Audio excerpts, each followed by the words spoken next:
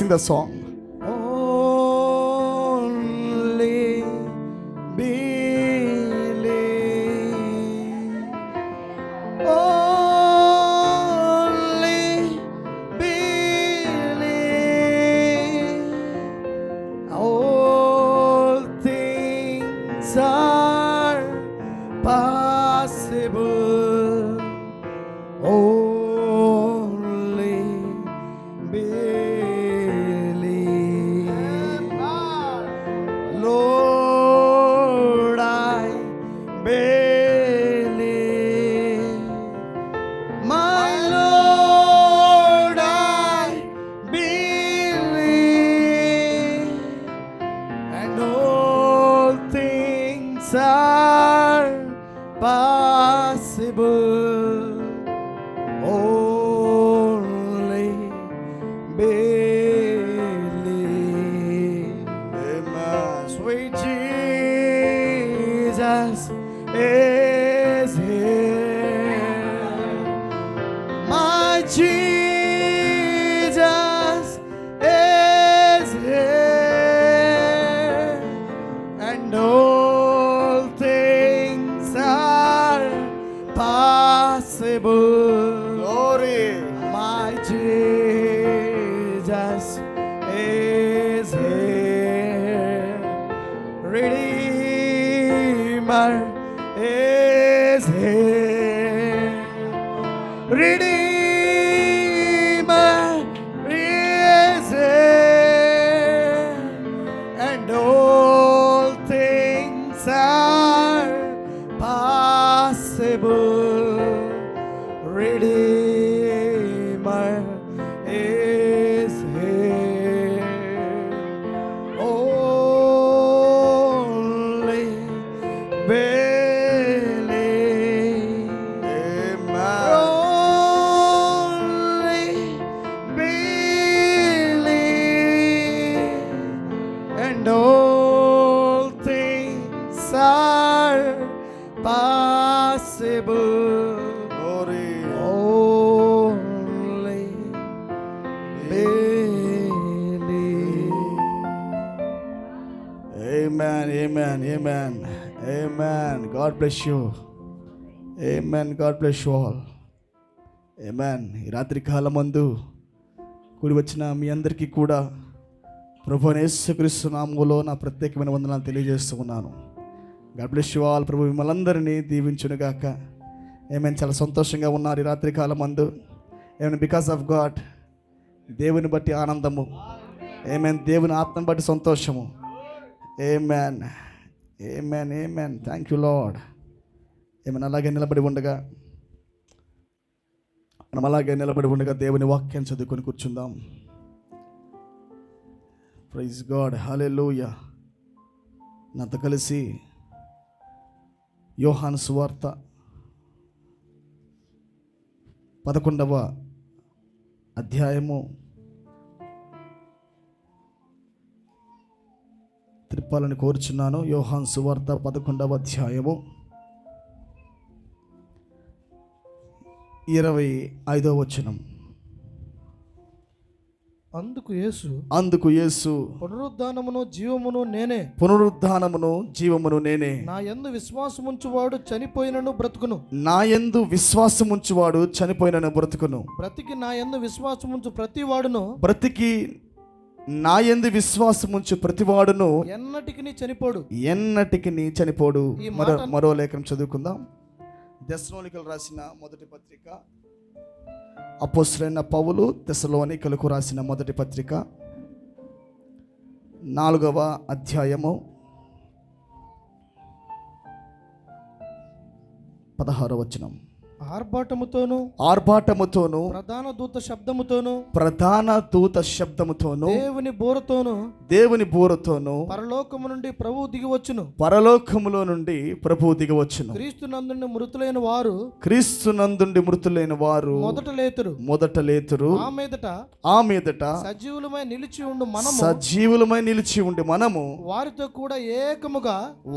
కూడా ఏకముగా ప్రభువుని ఎదుర్కొనుటకు ఆకాశ మండలమునకు మేఘముల మీద కొనుపోబడదుము. మేఘముల మీద కొనుపోబడదము. చిన్న ప్రార్థన చేసుకుందాం. దేవుడు మన వినికిడిలో ఈ లేఖనాన్ని దీవించునుగాక. చిన్న ప్రార్థన చేసుకుందాం. మహాపరిశుద్ధుడా, మహోన్నతుడా, ఇప్పటికే మా మధ్యలో ఉన్నవాడా నీకు వందనాలు తండ్రి. దేవ, ఈ రాత్రి కాలమందు నువ్వు దర్శించిన విధానం బట్టి నీకు మహిమ చెల్లిస్తున్నాం ప్రభువా. దేవ, వాక్యంలోకి మేము వస్తున్నాము తండ్రి. వాక్యాన్ని మేము కేవలం చదవగలం నాయన, కానీ వాక్యాన్ని విరిచి వడ్డించే శక్తి అది నీ దగ్గర మాత్రమే ఉంది ప్రభువా.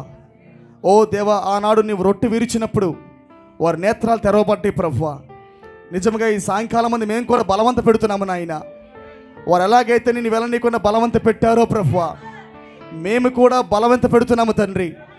మా మధ్యలో నువ్వు ఉండమని ప్రార్థిస్తున్నాము నాయన. నీవిక్కడ నిలబడి వాక్యాన్ని విరిచి వడ్డించమని ప్రార్థిస్తున్నాము తండ్రి. ఓ దేవా, మా నేత్రాలు తెరవమని ప్రార్థిస్తున్నాము నాయన. లేఖనములు గ్రహించే శక్తి, ఓ దేవా, నీ యొక్క అనుభవాలు మాకు అవసరమైంది ప్రభువా. నేను చూసే కన్నులు మాకు దయచేయమని ప్రార్థిస్తున్నాము నాయన. నిజంగా ఈ రాత్రి కాలమందు విడుదల కలుగునుగాక. ఓ దేవ, నిజంగా నిన్ను గూర్చిన ఒక వేదనతో ప్రజలు ప్రార్థిస్తున్నారు నాయన.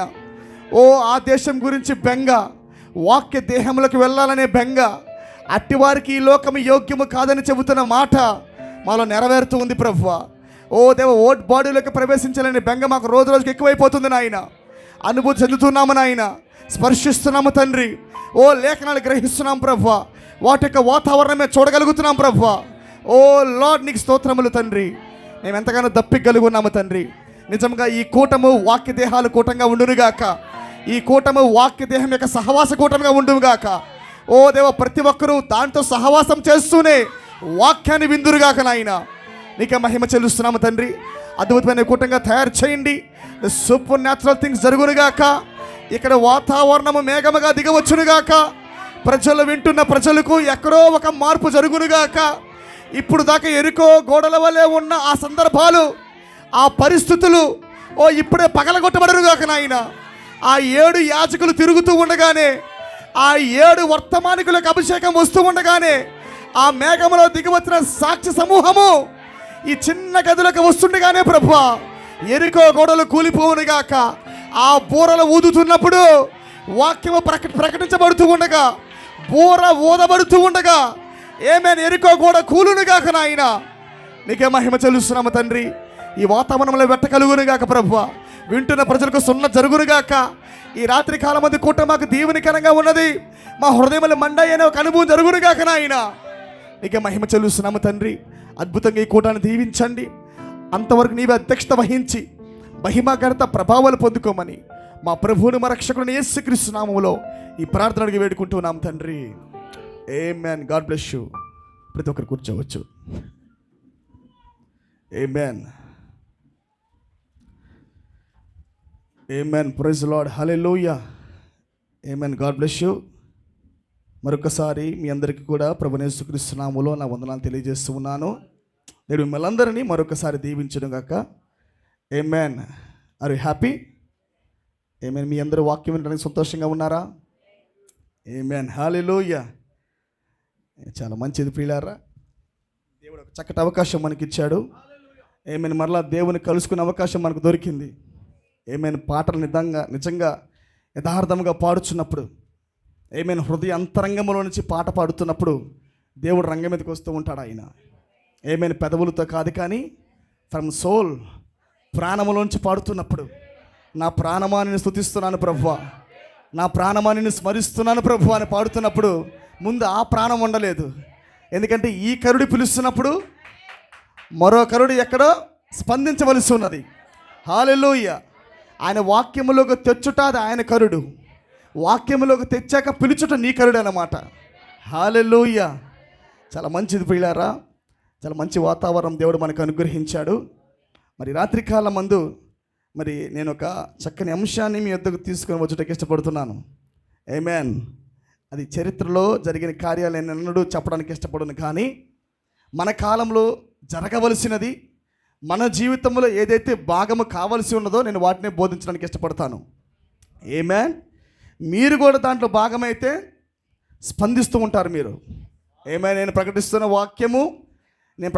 వాక్యంలో మీ భాగం కూడా ఉన్నట్లయితే I am also part of that message.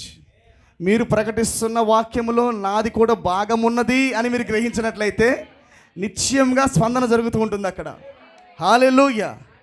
మరి నా అంశం పేరు ఏంటంటే పునరుద్ధాన స్వరమునకు ఏమైనా ప్రయాణించుట, పునరుద్ధాన స్వరములోనికి లేదా రెండవ దశలోకి ప్రయాణించుట, రాకడలో ఉన్న రెండో భాగములోనికి మనం ప్రయాణం చేయుట. హల్లెలూయా. ఏమైనా ఇప్పుడు దాకా మనం ఎక్కడున్నామంటారు? Now we are in the shout message. మనకి ఇప్పుడు దాకా మనం ఆర్భాట వాక్యాన్ని విన్నాం. ఏమేన్ ఆర్భాట వాక్యానికి కాలం సంపూర్ణం అవుతుందా? అవ్వదది. ఎత్తబడేదాకా కాలం సంపూర్ణం అవ్వదు. వాక్యం వచ్చిందే దేహాలు మార్చడానికి, వాక్యం వచ్చిందే ఎత్తబడే విశ్వాసాన్ని ఇవ్వటానికి. ఏది కూడా ఆగిపోదు. వాక్యం వెళ్ళిపోతూనే ఉంటుంది. వాక్యముతో పాటు మరొకటి ప్రయాణం అవుతూ ఉంటుంది. ఏమేన్ ఆర్భాటం ఇలా వెళ్ళిపోతూ ఉండగానే రెండవ భాగం కూడా ఇలాగా కొనసాగుతూ ఉండాలి అది. హల్లెలూయా. ఈ రాత్రికాలం ముందు మనం నిదానముగా మరి పునరుద్ధాన స్వరం యొక్క ఏమైనా ప్రక్రియ మనం గమనిద్దాం. మన జీవితంలో అవి చోటు చేసుకోవాలంటే నిశ్చయంగా ఏదో ఒక మలుపు మనకు జరగవలసి ఉంది. దేవుడే తిప్పవలసి ఉంది. అంతేనా? మనం సొంతగా మనం తిరగలేము, కానీ దేవుడే మలుపు తిప్పాలా. ఇక్కడ ఉన్నది చాలు. ఇంకా అబ్రహామా, నువ్వు ప్రయాణం చేయని ఎలాగైతే దేవుడు తిప్పాడో, బ్రహ్మాం ఇంకా చాలు 2 ఇటుపులు ముందుకు సాగు 3 ఇటుపులు కానీ ఎలాగైతే మరి ముందుకు లాగాడో, దేవుడు నిశ్చయంగా మన జీవితంలో కూడా ఒక మలుపు తిప్పాలని నేను కోరుతున్నాను. హల్లెలూయా. ఆమేన్. నిశ్చయంగా దేవుడు మనల్ని కొద్దిగా మలుపు తిప్పునుగాక. ఎంతమంది సంతోషిస్తున్నారు? మరి ఆర్భాట వాక్యం మేఘములో నుంచి వచ్చిన ఆర్భాట వాక్యము మరి 7 ముద్రల ప్రత్యక్షతది. ఆమేన్. ఈ 7 ముద్రల ప్రత్యక్షత వర్తమానంలోకి వచ్చిన ప్రతి ఒక్కరి దగ్గర కూడా ఉంది. ఆమేన్. అది వధువుకి ఇచ్చిన స్వాస్థ్యం. అది మేఘములో దేవుడు ఎందుకు దిగి వచ్చాడు? వాక్యాన్ని ఇవ్వటానికి వచ్చాడు ఆయన. ఆర్భాట వాక్యం ఇచ్చాడా మీకు? 7 ముద్రల పుస్తకమే ఆర్భాట వాక్యం. ఆయన దిగి వచ్చాడన్నట్టుకు రుజువు ఏంటంటే ఈ పుస్తకం అన్నమాట. ఆర్భాటము నీ లోపలికి వచ్చిందంటే కింగ్ ఆల్రెడీ నీ లోపల ఉన్నాడు. ఏకైక మనిషి కుమారుడు రాజు నీ లోపల ఇదివరకే ఉన్నాడు. ఎలాగున్నాడు? ఆయన వాక్య రూపంలో నీ లోపల ఉన్నాడు. వాక్య రూపము ద్వారా నువ్వు ఆయన రాకను గుర్తుపట్టాలి ఇప్పుడు. హల్లెలూయా. ఇప్పుడు ఈ ఆర్భాట వాక్యములో చాలామంది భాగమయ్యారా? ఈ ఆర్భాట వాక్యములో అంటే మేఘములో నుండి దిగి వచ్చిన ఈ ఆర్భాట వాక్యములో వేషధారులు ఉన్నారా? అవిశ్వాసులు ఉన్నారా? విశ్వాసులు ఉన్నారా? లేరంటారా? ఉన్నారు. ఈ ఈ ఈ యొక్క 7 ముద్రల పుస్తకము అందరి దగ్గర ఉందా? దరిదాపుగా మరి మేఘము వచ్చిన తర్వాత ఈ పుస్తకము ప్రవక్త ప్రసంగించిన తర్వాత 7 ముద్రల పుస్తకాన్ని దరిదాపుగా ప్రపంచం మొత్తములో వర్తమాన సంఘాలు ఏ ప్రాంతంలో అయితే ఉన్నాయో ఆ ప్రాంతం మొత్తానికి 7 ముద్రల పుస్తకం వెళ్ళిపోయింది. అంటే మేఘములో వాళ్ళు కూడా భాగమైనట్టేనా దీన్ని పట్టుకొని? Are here? ఏమని మీకు అర్థమైందా? ఈ యొక్క 7 ముద్రల పుస్తకాన్ని ఉన్నంత మాత్రాన వాళ్ళు మేఘానికి పుట్టినట్టేనా? నా మాట మీకు అర్థమవుతుందా? మేఘం వచ్చింది వధువు కోసమే, కానీ మేఘం అందరి కోసం రాలా. మరలా చెబుతున్నాను, మేఘం వచ్చింది వధువు కోసమే, కానీ మేఘం అందరి కోసం రాలా. అర్థమైందా? వధువు కోసం వచ్చింది, కానీ సంఘం కోసం రాలా.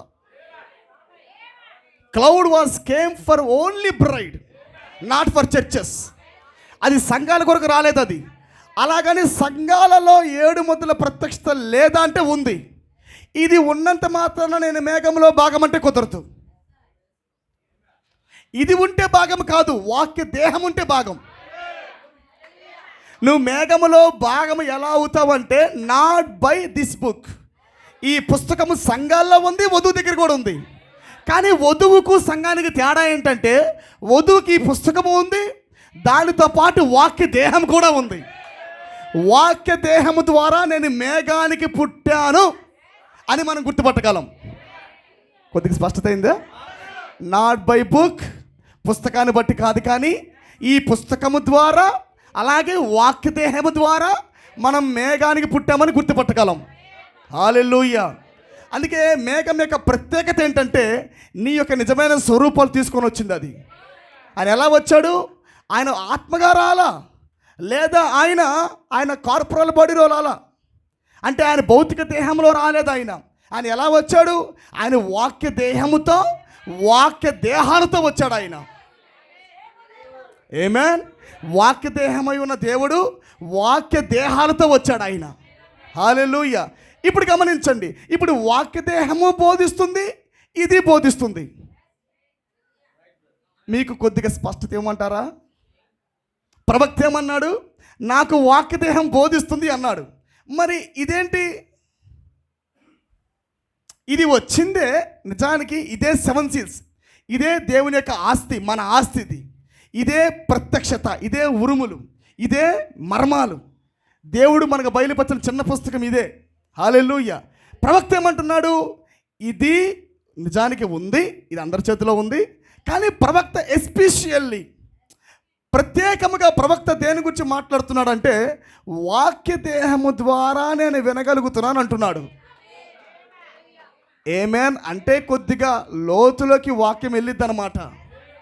ఎవరైతే దాని ద్వారా వింటున్నారో, ఆమేన్, దీని యొక్క అసలైన భావం, వీటి యొక్క సంగతులు నీకు అర్థమవ్వాలంటే, ప్రవక్త ప్రసంగిస్తున్న ప్రతి ప్రసంగం యొక్క మూల భాగం నీకు తెలియాలంటే, ఖచ్చితంగా ఆయన దేంట్లో విని ప్రసంగించాడో, ఆమేన్, దేంట్లో నుండి వినైతే వాక్యం ప్రసంగించాడో, ఆయన ప్రసంగించిన వాక్యము కూడా దీని ద్వారా నీకు అనువాదం రావాల్సి ఉంది.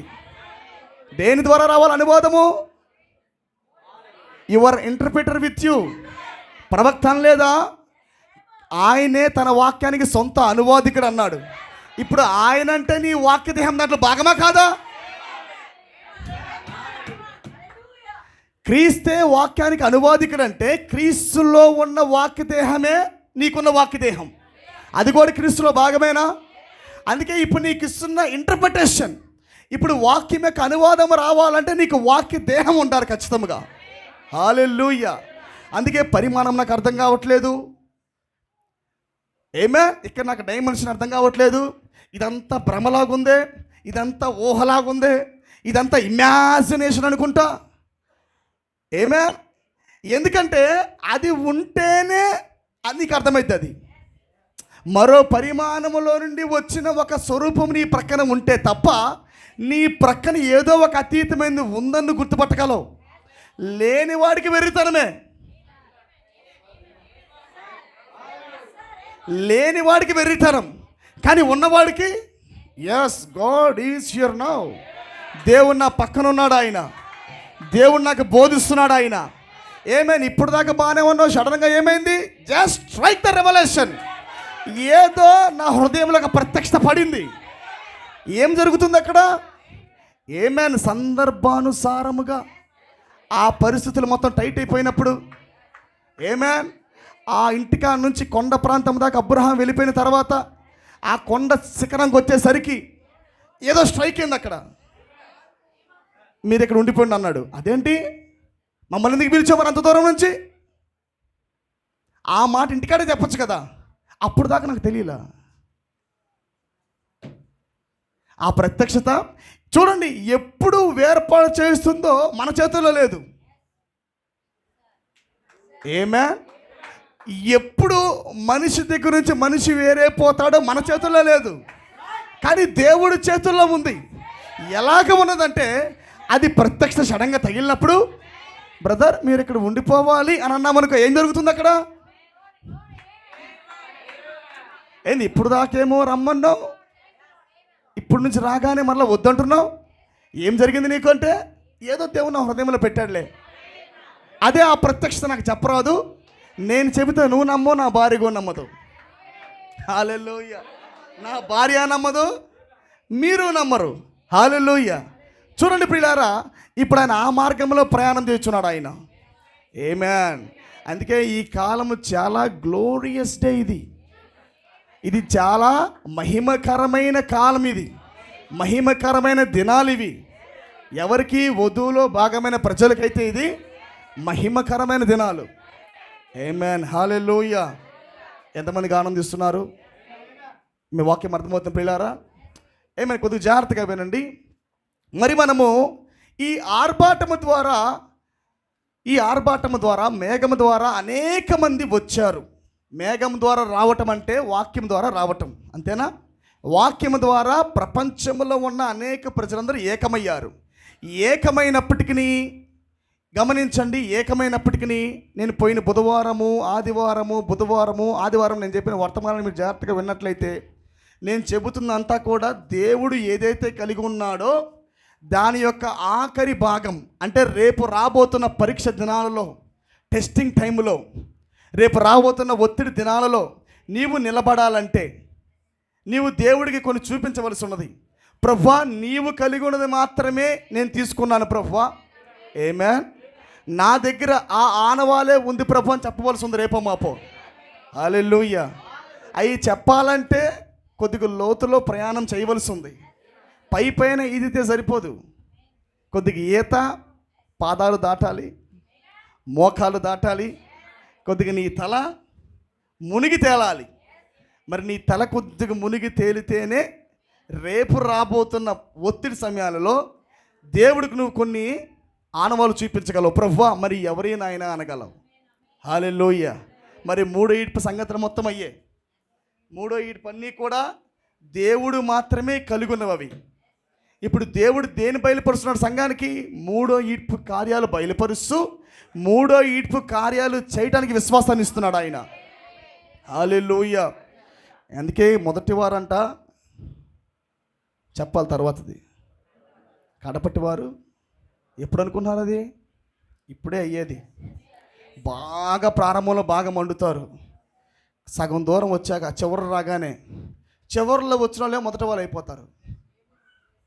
మొదటి వాళ్ళందరూ చివరి వాళ్ళు అయిపోతారు. ఇది ఆ కాలం. ఇది చాలామంది ఏమనుకుంటారంటే నేను వచ్చి దరిదాపు 40 ఏళ్ళు అయింది అనుకుంటారు. కానీ మొదటి వాడివి ఏమవుతావు? కడపటి వాళ్ళు. ఇది ఆ కాలం. ఇది అర్థమైందా? అందుకే మీ గతాన్ని చూసి, మీ పాత అనుభవాలు చూసి, లేదా మీరు కలిగి ఉన్న మరి కొన్ని ప్రార్థన అనుభవాలు బట్టో, సువార్త అనుభవాలు బట్టో మనము ఎత్తబడతామనుకోవద్దు. చరిత్రను బట్టి గమ్యాన్ని కొలమానమయ్యొద్దు. అందుకే బైబిల్ చెబుతుంది, నీ భక్తిని వణుకుతోనూ భయముతోనూ కొనసాగించాలి.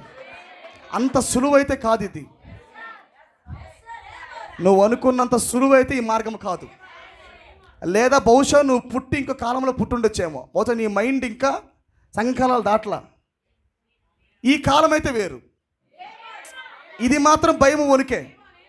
ఇది మాత్రం ఎప్పుడైనా సరే అలర్ట్గా ఉండాలి. ఇది ఆల్వేస్ యుద్ధభూమిలో అలర్ట్గా ఉండాలి. ఇది అప్పుడు చేసేస్తాలే, అప్పటికప్పుడే శక్తి వచ్చేస్తుందిలే, అప్పుడే పలికేస్తాలే, ఇప్పుడు చేసినప్పుడు అప్పుడు చేయలేనా, నా పాత జీవితంలో ఎన్నో కలిగి ఉన్నా అవి మరలా రావంటావా?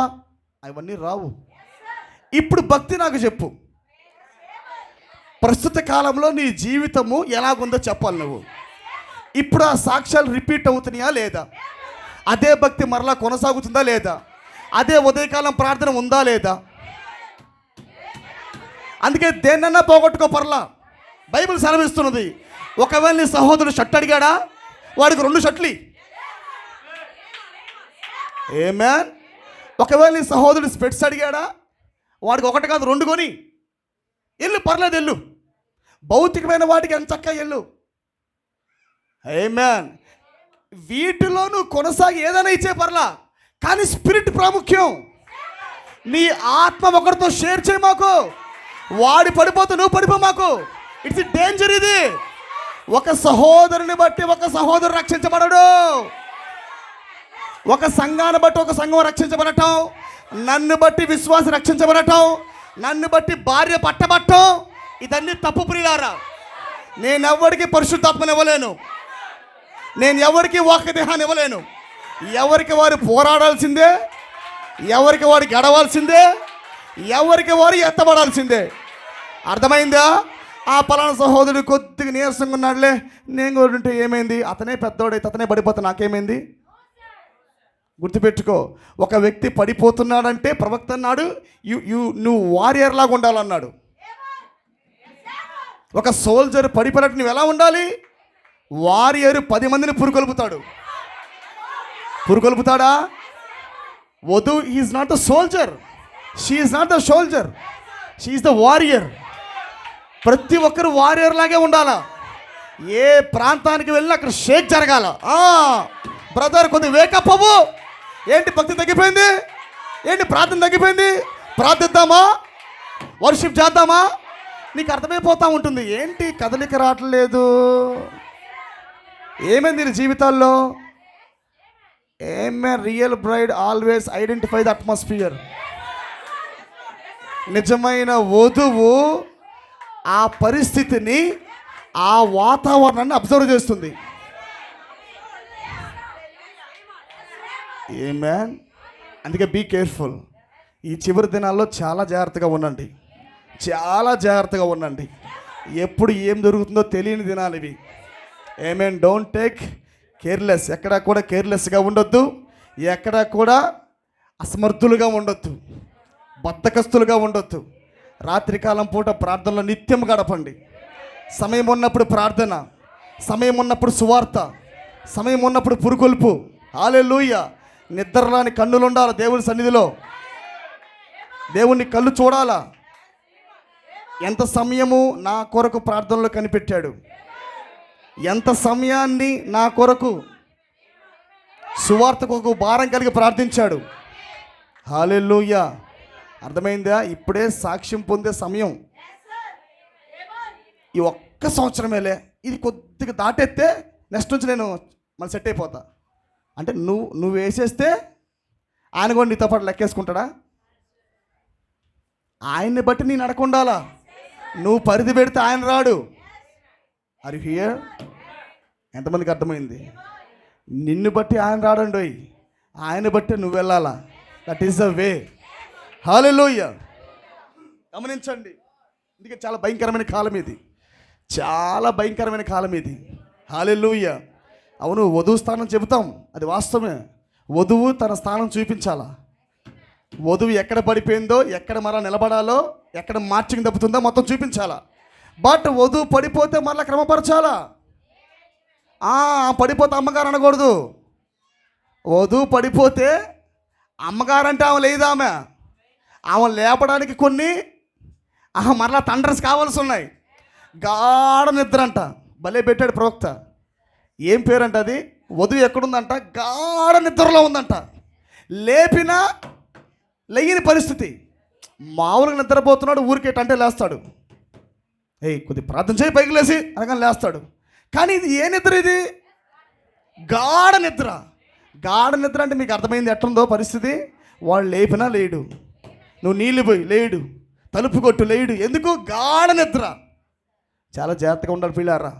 అందుకే ప్రవక్త అంటున్నాడు, 10 నాణాలు కలిగిన స్త్రీ చెప్పాడు ఆయన.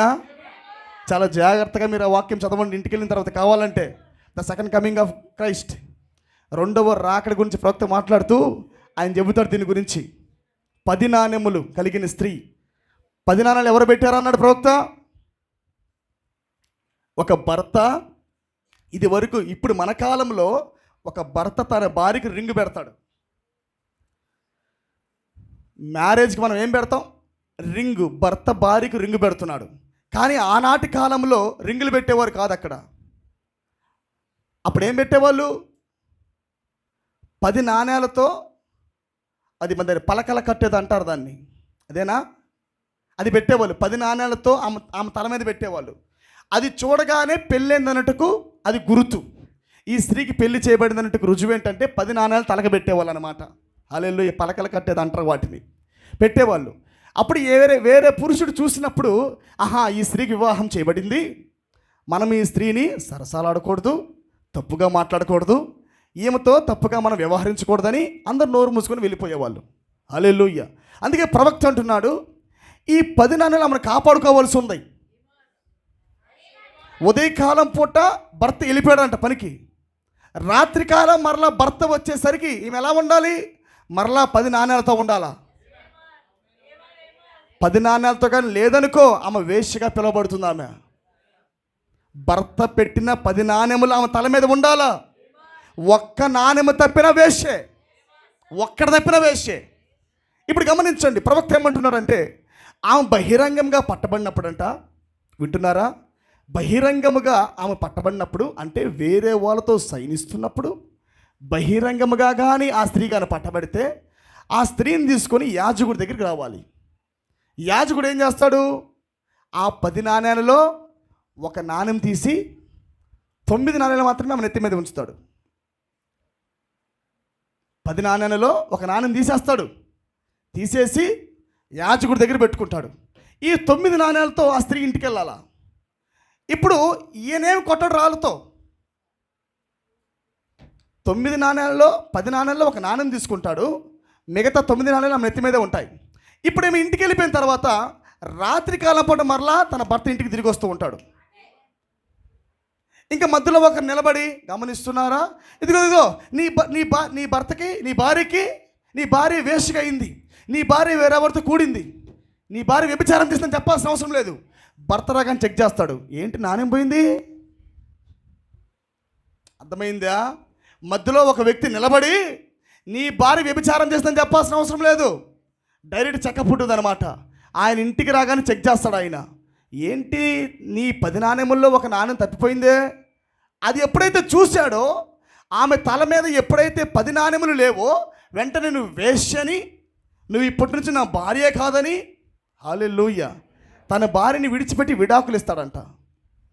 పాత నాగరికత అప్పుడు అలా జరిగేదంట. అది విడాకులు ఇస్తే అప్పుడు ఈ భర్తకు ఈ భార్యకి ఎటువంటి సంబంధం ఉండేది కాదంట. ఇంకా ఏమైనా ప్రవక్త అంటున్నాడు, ఆ లూకా సువార్త మరి 15వ అధ్యాయము 8వ వచనం తీసుకొని ఆ లేఖను తీసుకొని ఆయన మాట్లాడతాడు. ఏమని మాట్లాడతాడంటే, ఆ సాయంకాలం పూట ఆమె వెలుగును తీసుకుంది, అంటే క్యాండిల్, దీపాన్ని తీసుకుంది, అలాగనే చీపురు తీసుకుంది. ఎందుకు తీసుకుంది? నాణెం పోగొట్టుకుంది. హల్లెలూయా. ఎవరితోనో జరిగినది అది పోగొట్టుకుంది. మరలా నా నాణెం నాకు కావాలి ప్రభువా, నా భర్త త్వరగా రాబోతున్నాడు, ఆయన వచ్చినప్పుడు మరలా నన్ను చూశాడు అనుకో, నాకు కానీ 10 నాణెములు కానీ లేవనుకో నా నెత్తి మీద, నేను వేస్ట్ అయిపోతాను ప్రభు అని రాత్రి కాలం ముందు దివిటీ పట్టుకొని చీపురు పెట్టుకొని మొత్తం ఊడ్చుకుంటూ ఉండిద్దంట. ప్రవక్త అంటున్నాడు, ఆ గోడలు దొరపటం ఏది నాణెం కోసం, దాన్ని సింబాలిక్ ఫామ్లో పోల్చాడు ఆయన, గుర్తులుగా పోల్చాడు ఆయన. ఆ బూజును దులపటం, శరీరాన్ని దులుపుకోవటం. ఆమేన్. ఏదైతే మరి ఎలాగైతే కోల్పోయిందో, ఎక్కడైతే పోగొట్టుకుందో ఆ ప్రాంతానికి వెళ్ళి వెతుకుతూ ఉంటుందంట ఆ దీపాన్ని పెట్టి. ఆమేన్. ఆ మంచం కింద దీపాన్ని పెట్టి వెతుకుతూ ఉంటుందంట, ఎక్కడ పోయిందో ఈ నాణెమని, ఏ మూలన పోయిందో, ఏ గోడ సందులో పడిపోయిందని వెతుకుతూ ఉంటుందంట. ప్రవక్త అన్నాడు, గమనించారా, ఆమె చేతుల్లో చీపిరి ఉన్నది అన్నాడు. ఆమె చేతుల్లో ఒక చేతిలో ఆమెకు దీపం ఉన్నది, మరొక చేతిలో ఆమెకు చీపిరి ఉన్నది. ఎందుకు? ఆమె శుభ్రపరుచుకుంటుందంటే అపవిత్రపరచబడిందని అర్థం. ఇది వరకే హవ్వ ఏం చేసింది? అపవిత్రపరచబడింది, నాణెం పోగొట్టుకుంది. హల్లెలూయా. ఆదాము వచ్చినప్పుడు గుర్తుపట్టాడా? యాస్ గుర్తుపట్టాడు. కానీ ఆదాము వేశ్యగా భావించకుండా, ఆమె పాపము చేసినప్పటికీ ఆదాము తన చెయ్యిని చాపి, నీ కొరకు నేను కూడా పాపములోకి వస్తా, నేను కూడా నీ కొరకు ఈ లోకములకు వస్తానని ఆదాము తన భార్య కోసం త్యాగం చేశాడంట. ప్రవక్త మాట్లాడుతున్నాడు, ఎఫెసీ సంఘకాలము కూడా అలాగే దేవుడు 10 నాణాలు ఇచ్చాడంట. ఆ 10 నాణాలలో 10 నాణాలు నిలబెట్టుకోకుండా ఆమె ప్రేమను పోగొట్టుకుందంట. ఆమేన్. గలతీ రాసిన పత్రిక 5వ అధ్యాయం మీరు గమనించారంటే, దాంట్లో ప్రవక్త 10 నాణెములు వర్ణిస్తాడు, ఒక్కొక్క నాణెమును వర్ణిస్తాడు ఆయన. ఆమేన్. 10 నాణెములలో ఒక్కొక్క నాణ్యమును వర్ణించుకుంటూ వస్తాడు ఆయన. ప్రేమ, సంతోషము, సమాధానము, దీర్ఘశాంతము, దయాలత్వము, మంచితనము, సాత్వికము, సహనము, ఇవన్నీ ఆయన వర్ణించుకుంటూ వచ్చాడు ఆయన. ఏమైనా పిరమిడ్లో ఉన్న లక్షణాలు మొత్తం వర్ణించాడు ఆయన. హల్లెలూయా. దాన్ని చాలా మర్మంగా మాట్లాడాడు ఆయన. ఏంటి ఈ సబ్జెక్టుకు మరి వచ్చినానికి మీరు కొద్దిగా గందరగోళ పడుతున్నారు కాదు, కానీ మీకు అర్థం చేసుకోండి నేను చెబుతున్న మాట అంటాడు ఆయన. తీసుకున్న మెసేజ్కి నేను చెబుతున్న లేఖనాలు చాలా వ్యత్యాసంగా ఉంది కదా, కానీ మీరు కొద్దిగా లోతుగా ధ్యానించండి మీకు అర్థమైంది అన్నాడు. అంటే రాకడ జరిగేటప్పుడు, ఎత్తబాటు వచ్చేటప్పుడు ఏం జరుగుతుంది? నాణ్యాలు పోగొట్టుకొని ఉంటారు. హల్లెలూయా. నాణ్యాలు పోగొట్టుకొని ఉంటారని ప్రవక్త మాట్లాడుతున్నాడు. అది దేంట్లో చెప్పాడు తెలుసా? The second coming. ఇది ఇక్కడ ఉంది, ప్రభు యొక్క 2వ రాకడ. ఈ మెసేజ్లో ఆయన తీసుకున్న అంశం ఏంటంటే 10 నాణెములు కలిగిన స్త్రీ. 10 నాణెములలో 1 నాణెము పోగొట్టుకొని 9 నాణెలు మాత్రమే పెట్టుకున్న స్త్రీ గురించి మాట్లాడాడు ఆయన, సంఘము గురించి. ఆమేన్. అందుకే ఎఫెసీ కాలము మొత్తంలో బాగానే ఉందంట ఫస్ట్లో, కానీ ఏం కోల్పోయింది? నాణెములో విశ్వాసాన్ని కోల్పోయిందంట. 10 నాణెములలో 1 నాణెం అనే విశ్వాసాన్ని పోగొట్టుకుందంట. 1 నాణెం పోగొట్టుకుందంటే వేరే వాడితో జరిగిందని అర్థం. ఆమేన్. అలాగ కాలాలుగా జరుగుతూ వచ్చినప్పుడు ఈ కాలంలో కూడా ఇప్పుడు దేవుడు ఎవరి కోసం చూస్తున్నాడు? ఎఫెసీలో కోల్పోయిన సంఘంగా మరలా మీరు ఉండకూడదు. పర్ఫెక్ట్ ఎఫిషియన్ అవ్వాలి, నాట్ ఎనదర్ ఎఫిషియన్. ఎనదర్ ఎఫిషియన్ అంటే మరలా కోల్పోయిన నాణ్యం మరలా మనకు వస్తుంది. అది కోల్పోయిన నాణ్యం మనం కూడా పోగొట్టుకున్నట్టు ఉంటుంది అది. బట్ పర్ఫెక్ట్ ఎఫిషియన్ చూడండి, దేవుడు సంఘానికి ఇచ్చిన క్రమాల ప్రకారముగా. ఆమేన్. ఆయన 10 నాణెములు సంఘానికి ఇచ్చాడు ఆయన. అంటే వ్యభిచారము చేయకుండా, వేరే పురుషుడితో సంబంధం కలిగి ఉండకుండా, హల్లెలూయా, అన్ని జ్ఞానేంద్రియములలో పరిపక్వత కలిగినదై, ఆమేన్, అన్ని గుణలక్షణముల్లో పరిపక్వత కలిగినదై, ఎక్కడా పడిపోకుండా ఉండగలిగిన స్త్రీ వలె ఇప్పుడు దేవుడు తన వధువును తయారు చేస్తున్నాడు ఆయన. ఆమేన్. అర్థమైందా? అందుకే ఎల్లప్పుడూ మీ క్యారెక్టర్ని కాపాడుకుంటూ ఉండాలి. ఈ 10 నాణెములు ఉన్న సంఘమే నిజమైన సంఘం అని ప్రవక్త అంటున్నాడు. ఈ యాట్రిబ్యూట్స్ లేని సంఘం నా సంఘం కాదని రేపు అన్నాక అంటాడంట ఆయన. అది ఎక్కడ కనపడుతుంది? డైరెక్ట్గా నిన్ను చూడగానే కనపడుతుంది దానికి. ప్రవక్త మధ్యలో నిలబడి వర్ణించేది కాదు అది. ఇదిగో ఫలానిది ఫలానని చెప్పాల్సిన అవసరం లేదు. వధువును చూడగానే అర్థమైపోయింది దానికి. ఆహా, ఈ 4 కోల్పోయావా అంటాడు ఆయన. ఆమేన్. అందుకే ప్రతి వర్తమానము, ప్రతి ప్రార్థన, మీరు కలుగున్న ప్రతి వాతావరణం కూడా అవి ఏం చేయాలి? నాణ్యాలు సమకూరుస్తూ ఉండాలి, వెతకాలి. అందుకే ప్రభువా నా ద్వేషాన్ని వెళ్ళగొట్టు, నా లోపలికి కూడా వచ్చేసాడు. అసూయని వెళ్ళగొట్టు, వాడు నా లోపలికి వచ్చేసాడు. అవిశ్వాసాన్ని వెళ్ళగొట్టు, వాడు నా లోపలికి వచ్చేసాడు. ఆమేన్. వాటిని చీపుడుతో ఇసురుకుంటూ వాక్యాన్ని వెలుగనే వాక్యాన్ని తీసుకొని, హల్లెలూయా, చేతిలో చీపురు పట్టుకొని ఏం చేయాలి? వాడిని దుర్పోలే ఇంకా బయటికి పో, అవిశ్వాసాన్ని వెళ్ళిపో అని వెళ్ళగొట్టాలా. అవిశ్వాసాన్ని, పాపాన్ని, లోకాన్ని, ద్వేషాన్ని, అసూయని, వీటన్నిటిని వెళ్ళగొట్టుకొని ఆయన ఇచ్చిన ఆనవాళ్ళు చూపించాలా. భర్త ఇచ్చిన నాణెములు నువ్వు చూపించాలి రేపు నాకు వచ్చినప్పుడు. హల్లెలూయా. అందుకే భార్యకు భార్యగా నాణెములు పెట్టుకోదు, కానీ భర్త పెట్టి వెళ్తాడు. అది మీకు అర్థమైందా? ఆయన ఇచ్చి వెళ్తాడు, కానీ నువ్వు కాపాడుకోవాలి. ఇక్కడే ఉన్నారు మీరు. ఆయన ఇచ్చి వెళ్ళిపోయాడు, కానీ దాన్ని నువ్వు కాపాడుకోవాలి. పోగొట్టుకున్నావు నువ్వు వేసే. మెసేజ్ ఇచ్చాడా నీకు? వాక్యం ఇస్తున్నాడా? సంఘాన్ని ఇచ్చాడా? వాక్యం ఇచ్చాడా? నీకు ప్రత్యక్షతలు ఇస్తున్నాడా? ఇవన్నీ నాణెములు. వాక్యము ద్వారా నీ గుణలక్షణాలు వస్తూ ఉంటాయి. నువ్వు రిజెక్ట్ చేసుకొని వెనక్కి వెళ్ళావనుకో, నీకు నువ్వుగా పోగొట్టుకున్నట్టే. అది నీకు నీవుగా నాకొద్దు నీ నాణ్యమన్నట్టే. నీవు అర్థమైందా ప్రియులారా? నీకు నీవుగా నాకొద్దు నాణ్యం అంటే భర్త కన్నా నీకు ఎవరో ఎక్కువగా కనపడ్డాడు కాబట్టి నువ్వు వెళ్ళిపోయావు. ఆయన వెంటనే చూడగానే అంటాడు, వేశ్య పో ఇక్కడ నుంచి, ఇంట్లో నుంచి అంటాడు. ఇక బీ కేర్ఫుల్, చాలా జాగ్రత్తగా ఉన్నాను ప్రియులారా. అందుకే నేను చెబుతున్న పునరుద్ధరణ స్వరం అనేది పవర్. అది పవర్. అది without character power is nothing. ఈ నాణెములు లేకుండా మన పునరుద్ధరణ శక్తి పొందినా వ్యర్థమే, అది రాదు. అది దీంతో ముడివేయబడి ఉంది. 10 నాణెములతో పునరుద్ధరణ స్వరం ముడివేయబడి ఉంది. ఈ ఆర్భాటం ద్వారా నీకు నాణెములు వస్తాయి, నాణెముల ద్వారా నీకు అధికారం వస్తుంది. ఎప్పుడైతే తన భార్యగా ఇప్పుడు నా భార్య వేశ్యగా లేదని చూస్తాడో, ఆమేన్. అర్థమైందా మీకు? ఆర్భాటం ద్వారా నాణెములు పెట్టబడుతున్నాయి. వివాహం చేయబడుతుందా? ఏమైనా ఒక్క నిమిషం అంతే ఉండండి, చదువుతాను నేను, వింటారా మీరు? ఏమైనా చూడండి, ప్రవక్త అంటున్నాడు ఏమవుతుంది అయ్యగారు, అది ఆలోచించు. మనము ప్రదానము చేయబడుట మాత్రమే కాదు, కానీ మనము వివాహం చేయబడిన వారము. మనం వివాహము నాణెములు పెట్టేది ఎప్పుడంటే వివాహం చేసినప్పుడు. నీకు నాణెములు పెట్టలేదంటే నీకు వివాహం జరగనట్టే. వివాహం అనేది 1 సెకండ్తో లేదు. మనము భౌతికముగా చూస్తున్నట్టుగా భౌతికమైన వివాహాలు జరిగినట్టుగా స్పిరిచువల్ యూనియన్ అలా లేదు. ఇది దేంతో ముడివేయబడి ఉందంటే 10 నాణెములతో వివాహం ముడివేయబడి ఉంది. రైట్? కొద్దిగా స్పష్టత ఇస్తా మీకు. వివాహం అనేది వాక్యం రాగానే వివాహం అయిపోట్లా.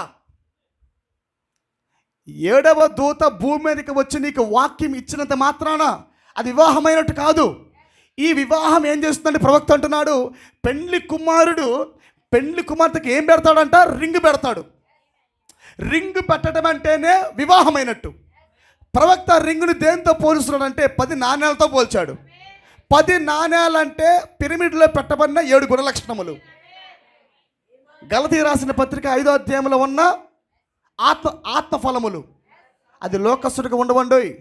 లోకస్తుడు ఉండే సమాధానం వేరు, లోకస్తుడు కలిగి ఉండే నెమ్మది వేరు, లోకస్తుడు కలిగి ఉండే మర్యాదలు వేరు. కానీ వాక్యం ద్వారా వస్తున్న ఈ వేరు. మీరు అనుకున్నారు సంతోషం లోకానికి ఉంది, మనస్సాక్షి లోకానికి ఉంది, సమాధానం లోకానికి ఉంది. ఇది ప్రత్యేకంగా వధువుకి ఏంటి అనుకున్నారు? వధువు వాక్యం ద్వారా కలుగుతుంది. అది ప్రవక్త అన్నాడు వాక్యం ద్వారా వస్తుంది అబ్సల్యూట్ అన్నాడు. కానీ మోరల్ క్రిస్టియన్ లైఫ్, సాధారణంగా జీవిస్తున్న క్రైస్తవ జీవితం ద్వారా కలుగుతున్న సమాధానము, శాంతి, ప్రేమ, సంతోషం అనేది వాటికి లిమిటేషన్ ఉందన్నాడు. అది ఫిలియోల్ అన్నాడు. అవి ఒక పరిస్థితుల్లో ఏమో సమాధానంగా ఉంటాయి, రెండో పరిస్థితుల్లో బయటకు ఉబ్బిపోతాయి. ఒక గొడవలో బాగానే సమాధానంగా ఉంటాయి, రెండో గొడవలో మరలా అన్ని విజృంభిస్తాయి. అంటే నీకు వచ్చిన వాక్యం ద్వారా రాలా, అది నువ్వు వాక్యం ద్వారా వచ్చిందని భ్రమపడ్డావు. ఆమేన్. అందుకే ప్రవక్త అన్నాడు ప్రేమ దీర్ఘశాంతం కలిగి ఉంటుంది. The real love. నిజమైన ప్రేమలో భయం లేదు, నిజమైన ప్రేమలో దీర్ఘశాంతం ఉంది. నిజమైన ప్రేమలో ఏముంది? పాపాలు కప్పే శక్తి ఉంది. సహోదరి పాపాలు ఎత్తి చూపించకుండా సహోదరుని యొక్క పాపాలు కప్పే శక్తి ప్రేమలో ఉంది. కానీ నువ్వు కానీ క్రైస్తవ మోరల ప్రేమను కానీ పొందేవనుకో, అంటే లోకబద్ధమైన ప్రేమగా నువ్వు పొందేవనుకో, 2 సార్లు నీ సహోదరు కప్పుతావు, 3వసారి బహిరంగపరుస్తావు. అంటే నువ్వు వచ్చింది వాక్యం ద్వారా రాలా, అది ప్రభావం ద్వారా నీకు వచ్చింది. అది you are not became a love. నువ్వు ప్రేమగా మారలా, ప్రేమను అతికించుకున్నావు. నీకు రెక్కలు రాలా, రెక్కలు అతికించుకున్నావు. Do understand? పుట్టుకతో పక్షిరాజుకి రెక్కలు వస్తాయి, కానీ రాబందు కాకులు అతికించుకుంటాయి. రెక్కలంటే ఏమనుకుంటున్నారు? ప్రతి గుణలక్షణం అతికించుకుంటా. నేను రైటే చెబుతున్నాను అనుకుంటా, నేను ప్రసంగిస్తున్న రైటే. పరిస్థితులను హోల్డ్ చేసే శక్తి నీకు ఎప్పుడో ఒకసారి వస్తుందంటే అది నువ్వు అతికించుకున్నట్టే. అంటే you are not became a faith, you are not became a love. నువ్వు ఇంకా ప్రేమగా మారలా, నీలో సహనం అనేది ఇంకా పదార్థంగా మారలా, నీలో ఆశ నిగ్రహం అనేది పదార్థంగా మారలా. ఇది మారలేదు కాబట్టి నువ్వు కేవలం కొంత ప్రభావాన్ని పొందే వాక్యం ద్వారా దాన్ని అతికించుకున్నావు. 2 రోజులు బాగానే ఉంటావు, 3 రోజులు బాగానే ఉంటావు, 5వ రోజు బయటపడతావు. So be careful in the message. ఈ వాక్యం తాత్కాలికమైన వర్తమానం కాదు. ఇది అంత సునాయాసంగా దేవుని స్వరూపం రాదు. పోరాటం లేకుండా స్వరూపం లేదు. Not only faith my brother, నేను చెబుతుంది విశ్వాసం మాత్రమే కాదు. స్వరూపాన్ని పొందాలంటే పోరాటం చేయాలి. అదే 10 నాణెములు అంటే. రేపన్నాకి వస్తాడు ఆయన ఎఫెస్ని చూశాడంట. ఎఫెస్లో విశ్వాసం లేదంట, ప్రేమ లేదంట. అరే రే రే రే రే, నేను ఇంత వాక్యాన్ని ఇస్తే నేను ప్రదానం చేసుకుంటే నా భార్యని, ఏంటి నా భార్య అంటే ప్రదానం చేయబడిన భర్తగా భార్యగా పిలవబడుతుందా? అంటే ఆ భార్య నిలుపుకుందా? అది నాణెములు నిలుపుకోవాలా. అందుకే ప్రొఫెట్ అంటున్నాడు ఈ కాలంలో ఈ వాక్యం వచ్చిన తర్వాత, అంటే మ్యారేజ్ జరుగుతున్నప్పుడు, అది మ్యారేజ్ అనేది వాక్యం రాగానే నాకు పెళ్ళి అయిపోయింది, నేను వివాహం చేయబడ్డా, పలానా సహోదరుడు నాకు చెప్పాడు, పలానా సేవకుడు నాకు చెప్పాడు, నాకు పెళ్ళి అయిపోయిందంట. పెళ్ళి 1 సెకండ్తో లేదు. భౌతికమైన మ్యారేజ్ లాగా ఈ వివాహాలు 1 రోజుతో లేదు. ప్రవక్త అంటున్నాడు ఆ వివాహము 10 నాణెములతో ముడివేయబడి ఉంది. ఈ 10 నాణెములు అంటేనే రెయిన్బో కోట్. ఆ 10 నాణెములు అంటేనే 7 గుణలక్షణములు. పిరమిడ్లో పెట్టబడిన ప్రతి గుణలక్షణం నీ లోపలికి వచ్చేదాకా నీకు ఇంకా వివాహం కాలా. పునరుత్థాన స్వరములోకి వెళ్ళడానికి మునిపే ఇవన్నీ మొదటిగా మనలోకి రావాల్సి ఉంది. ఆమేన్. ఎంతమందికి అర్థమవుతుంది పిల్లారా? అందుకే ప్రవక్త అంటున్నాడు, చదువుతా వినండి చాలా జాగ్రత్తగా. మనకు ఖచ్చితంగా ప్రతి విషయంలో క్లారిటీ కావాలా మనకి? ఏ మాత్రము కూడా గుడ్డిగా వెళ్ళిపోకూడదు సంఘం. ఆమేన్. ఆయన వాక్యాన్ని నీకు ఇచ్చాడంటే ఈ వాక్యమే నీకు వివాహం చేసేది. కానీ ఈ వాక్యము నీకు అప్పటికప్పుడే వివాహం చేయదు. కొద్దిగా స్పష్టత అయిందా మీకు? ఈ వాక్యమే నీకు వివాహం చేస్తుంది, ఆర్భాటమే నీకు వివాహం చేస్తుంది. కానీ ఈ ఆర్భాటము ఒక్క రాత్రికే నిన్ను పెళ్లి చేయదు. పెళ్ళి ఒక్క సెకండ్కి జరగదు. ఈ పెళ్ళి 7 గుణ లక్షణములు వచ్చేదాకా అది పెళ్ళి జరుగుతూనే ఉంటుంది. ఆమేన్. అర్థమైందా మీకు? చెప్తా వినండి. ఇప్పుడు ఏమవుతుంది? మనం వివాహం చేయబడిన వారము, సంఘము క్రీస్తుతో పెళ్లి చేసుకున్నది. ఆమేన్. సంఘము క్రీస్తుతో పెళ్లి చేసుకున్నది. ఆమేన్. అంటే ఈ పెళ్లి దేంతో ఉంది? 10 నాణెములతో ఉన్నది. ఓకేనా? అర్థం చేసుకోండి మీరు. బిడ్డల కనుటకై మనము క్రీస్తు యొక్క భార్యమై ఉన్నాం. క్రీస్తు యొక్క భార్యమై ఉన్నాం. నీ భార్య ఎడల నీ గౌరవము కొరకై రాత్రి వేళ నీ ఇంటికి నీవు ఎలాగూ రావాలనుకుంటున్నావు? చాలా జాగ్రత్తగా వినా చదువుతున్నప్పుడు. ఆమెకు చాలామంది చిన్న బిడ్డలు ఉన్నారు. ఆ దినాన నువ్వు చూస్తావు, ఆమె లోపలికి వచ్చినప్పుడు ఆమె వ్రేళ్లకు రంగులు పూసుకొని ఉన్నదేమో. ఆమె వచ్చినప్పుడు ఎక్కడున్నాం మనము? అనగా నీవు లోకానికి సంబంధించి ఉన్నట్లయితే, ఒకవేళ నీవు ఆమె ఎన్నడూ లేనంతగా అందంగా కనిపించవచ్చునేమో. అయితే చూడు సహోదరుడా, అది ఆలోచన చెయ్యి.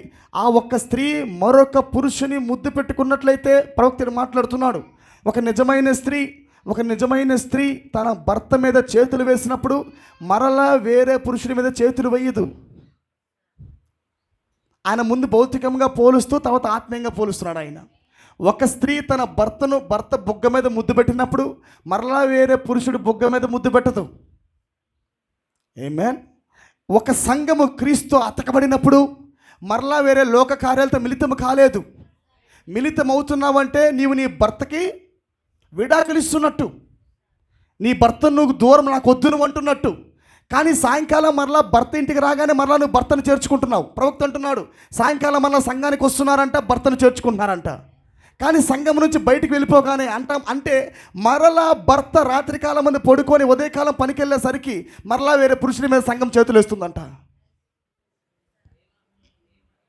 మరలా వేరే పురుషుడు బొగ్గల మీద ముద్దులు పెడుతుందంట. సంఘం ప్రవక్త మాట్లాడుతున్న చర్చి గురించి. అంటే కాసేపు మాత్రమే భర్త మీద ప్రేమ ఉంది. ఆ త్యాగము, ఆ సమర్పణ, లోక కార్యాల మీద మరలా వాంఛ.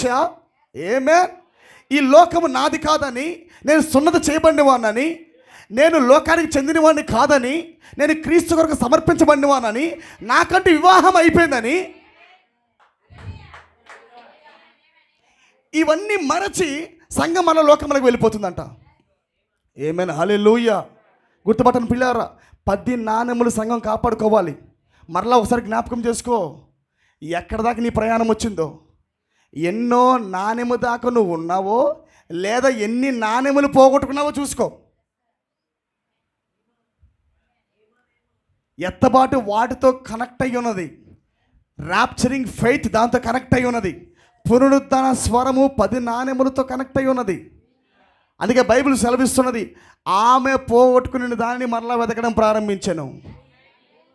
సంఘం మరలా ఏం చేసింది? రాత్రికాలం మందు నా భర్త రాబోతున్నాడు, నా భర్త మరలా రాబోతున్నాడు, ఇప్పుడు నేను మరలా అటు ఇటుగా ఉండకూడదు, ఇంకా ఆయన వచ్చినప్పుడు నేను వేస్ట్గా ఉండకూడదని మరలా వెతకడం ప్రారంభించిందంట. ఏది నా విశ్వాసం? ఏది నా ప్రేమ? ఏది నా సహనం? ఏది నా దైవభక్తి? హల్లెలూయా. నేను కోల్పోయిన మరలా నా దీర్ఘశాంతం అని మరలా వెతకడం ప్రారంభించిందంట. హల్లెలూయా. వేదికి మరలా నాణ్యం పెట్టుకునేదాకా భర్త ఆమెను స్వీకరించడు. ఏంటి, పెళ్ళి అయిపోయిన తర్వాత కూడా విడగొడతాడా? ఇదిగో విడగొడుతున్నాడు.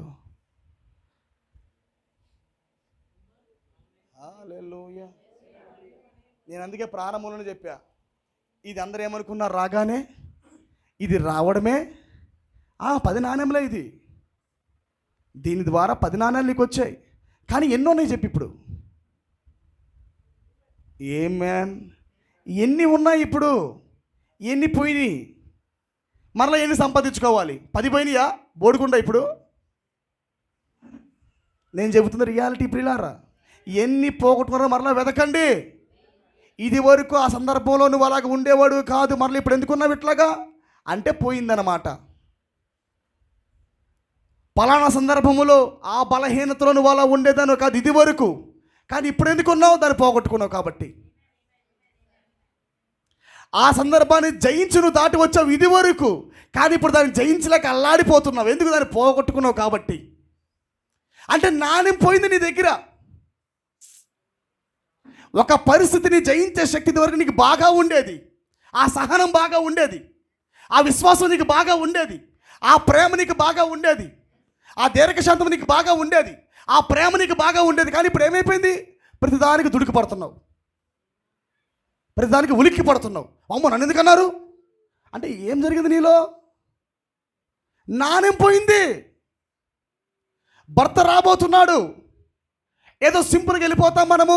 వాక్యం వచ్చేసింది, ఇది ప్రత్యక్షత, ఇది మర్మాలు, మనకు వాక్యం బయలుపరచబడుతుంది, మనం ఎత్తబడే స్థితికి వెళ్ళిపోతున్నాం, పరిమాణం మారిపోతుంది. నో సార్, ఎంత వాక్యం వస్తే అంత శిక్ష వస్తుంది మనకి. ఎంత వాక్యం రివీల్ అయితే అంత జడ్జిమెంట్ ఉంటుంది. గుర్తుపెట్టుకోండి. నాణ్యాలు పెట్టబడుతున్నప్పుడు గుర్తుపెట్టుకో, దాన్ని స్వీకరించు, మరలా పోగొట్టుకోకుండా కాపాడుకో. నాణ్యాలు ఇవ్వట దేవుని కృప. నిన్ను పెళ్లి చేసుకోవడం దేవుని కృప. ఎంతోమంది ఉన్నారు ఆ ఫంక్షన్ హాల్లో, క్యూ కట్టారు. క్వీన్స్, రాణిగారులు క్యూ కట్టారు ఆ ఫంక్షన్ హాల్లో. ఎంచక్క బాగా రెడీ అయ్యారు, కోట్ల ఆస్తుంది వాళ్ళకి. కానీ ఎందుకు రాజు నీ దగ్గరికి వచ్చాడు? మీరు గమనించారు? అక్కడ వాళ్ళందరినీ వదిలిపెట్టాడంట. ఎవరు నెత్తి మీద పెట్టడానికి ఇష్టపడలా, అవి మొత్తాన్ని వదిలిపెట్టాడంట. ఆ ఫంక్షన్ హాల్ వదిలిపెట్టి, ఆడిటోరియాన్ని వదిలిపెట్టి నిదానంగా ఆ పక్క సందులోంచి ఇంకో ఇంట్లోకి వచ్చారంట. ఒక మూల కూర్చొని పాచి పని చేసుకుంటుందంట. ఏమన్నాడు? నీ వస్త్రాన్ని కాపాడుకో. మ్యాన్, ఆ పాచి పని చేసే స్త్రీని చూశాడా? ఆ పేద ఆ స్త్రీని గమనించాడా? ఏమన్నాడు? నీ గుణములు నాకు నచ్చాయి, నీ క్యారెక్టర్ నాకు నచ్చింది, నువ్వు నాణ్యములు కాపాడుకుంటున్నావు, నేను ఇచ్చిన నాణ్యములను నువ్వు కాపాడుకుంటున్నావు. ఇలాగే ఉండు, నేను మరలా వస్తా. ఈ గుర్తులు రేపన్నాక నాకు చూపించాలి. నువ్వు వీటిని పోగొట్టుకున్నావా, ఆ ట్రబుల్లో నువ్వు అయిపోయావే. నేను కూడా నిన్ను ఆపలేను, అది లా, అది నేను నిన్ను ఆపలేను. నిన్ను గుర్తుపెట్టుకో, నిజమైన వధువుని దేవుడు ఏదో విధంగా సరిచేస్తూనే నాణ్యములు ఇస్తూనే ఉంటాడు ఆయన. వాక్యము ద్వారా వెతుకులాట. వాక్యము వస్తున్నప్పుడే నీకు అర్థమైతే నాలో నాణ్యం పోయిందే. వాక్యము సరిచేయడం ప్రారంభిస్తుంది. వాక్యము నాణ్యములు లేకపోతే చూపించింది ఆ కొరత. ఇదిగో నువ్వు అది కోల్పోయావు చూడు, మరలా వెతుకు వెతుకు వెతుకు వెతుకు. ఆ ఇంట్లో వెతుకు, అక్కడ పోయిందేమనుకుంటా. ప్రార్థన ద్వారా, మరలా వాక్యము ద్వారా ఏం చేయాలి? మరలా మనం సంపాదించుకోవాలా. హల్లెలూయా. అందుకే అర్థం చేసుకోండి పిల్లారా, నా మాట అర్థం చేసుకోండి. ఆయన వచ్చేసరికి మనం అన్నీ కలిగి ఉండాలి. రేపో మాపో జరగబోతున్న రిజరెక్షన్ వాయిస్లో, ఆమేన్, రేపో మాపో మనం వెళ్ళబోతున్న ఆ వేవ్, ఆ పునరుద్ధరణ స్వరములకు ఎంటర్ అవ్వాలంటే ఇవన్నీ మనకు ఉండాలి ముందుగానే. హల్లెలూయా. ఎంతమందికి అర్థమవుతుంది? మనం ఇప్పుడు కొద్దిగా వాక్యంలోకి వెళ్ళిపోదామా? ఏమైనా 10 నాణ్యాలు కాపాడుకుంటారా మీరు? దేవుడు వస్తున్నప్పుడు నాణ్యములు కనపడాలా. ఆమేన్. సంఘము అలా ఉండాలా. గుర్తుపెట్టుకోండి, సీనియారిటీ అంటే సంవత్సరాల తరబడి వచ్చేది కదా. Seniority is not depend upon the years. సంవత్సరాల పైన సీనియారిటీ ఉద్యోగాల్లో ఉంటాయి. సీనియారిటీ అనేది ఉద్యోగంలో ఉంటుంది, సీనియారిటీ అనేది టీచింగ్లో ఉంటుంది, సీనియారిటీ అనేది పనుల్లో ఉంటాయి. కానీ భక్తిలో సీనియారిటీ ఎలా ఉంటుందో తెలుసా? నాణ్యములు కాపాడుకునే విషయంలో ఉంటుంది. నీ పరిపక్వత దేంట్లో కనపడాలి? వయసులో కాదు కనపడాల్సింది పరిపక్వత, గుణలక్షణాలు కనపడాలా. ఈ పరిస్థితిలో నేను పడిపోయా, కానీ నా సహోదరుడు అదే పరిస్థితి వచ్చినప్పుడు భలే హోల్డ్ చేశాడే. The same situation. అందుకే ప్రవక్తనంట ఒకసారి అంట చెప్పి నేను ముందుకు వెళ్తాను. ఏమైనా కొద్ది ఉత్సాహంగానే ఉన్నారా? సంఘానికి సరిచేయబడుతుందా? ఏమేన్. ఆయన మాట్లాడేదే మనకు కావాల్సి ఉంది. హల్లెలూయా. గమనించండి, ప్రవక్త ఒకసారి అంట బిల్లీపాల్తో పాటు రెస్టారెంట్కి వెళ్ళాడంట. రెస్టారెంట్కి వెళ్తే ప్రవక్త వెనకాల ఒక మూక బాగా గోల చేస్తూ ఉందంట. ఫుల్లుగా తాగేసి వచ్చి ఆ నలుగురు ఐదుగురు కూర్చొని బాగా గోల చేస్తున్నారంట.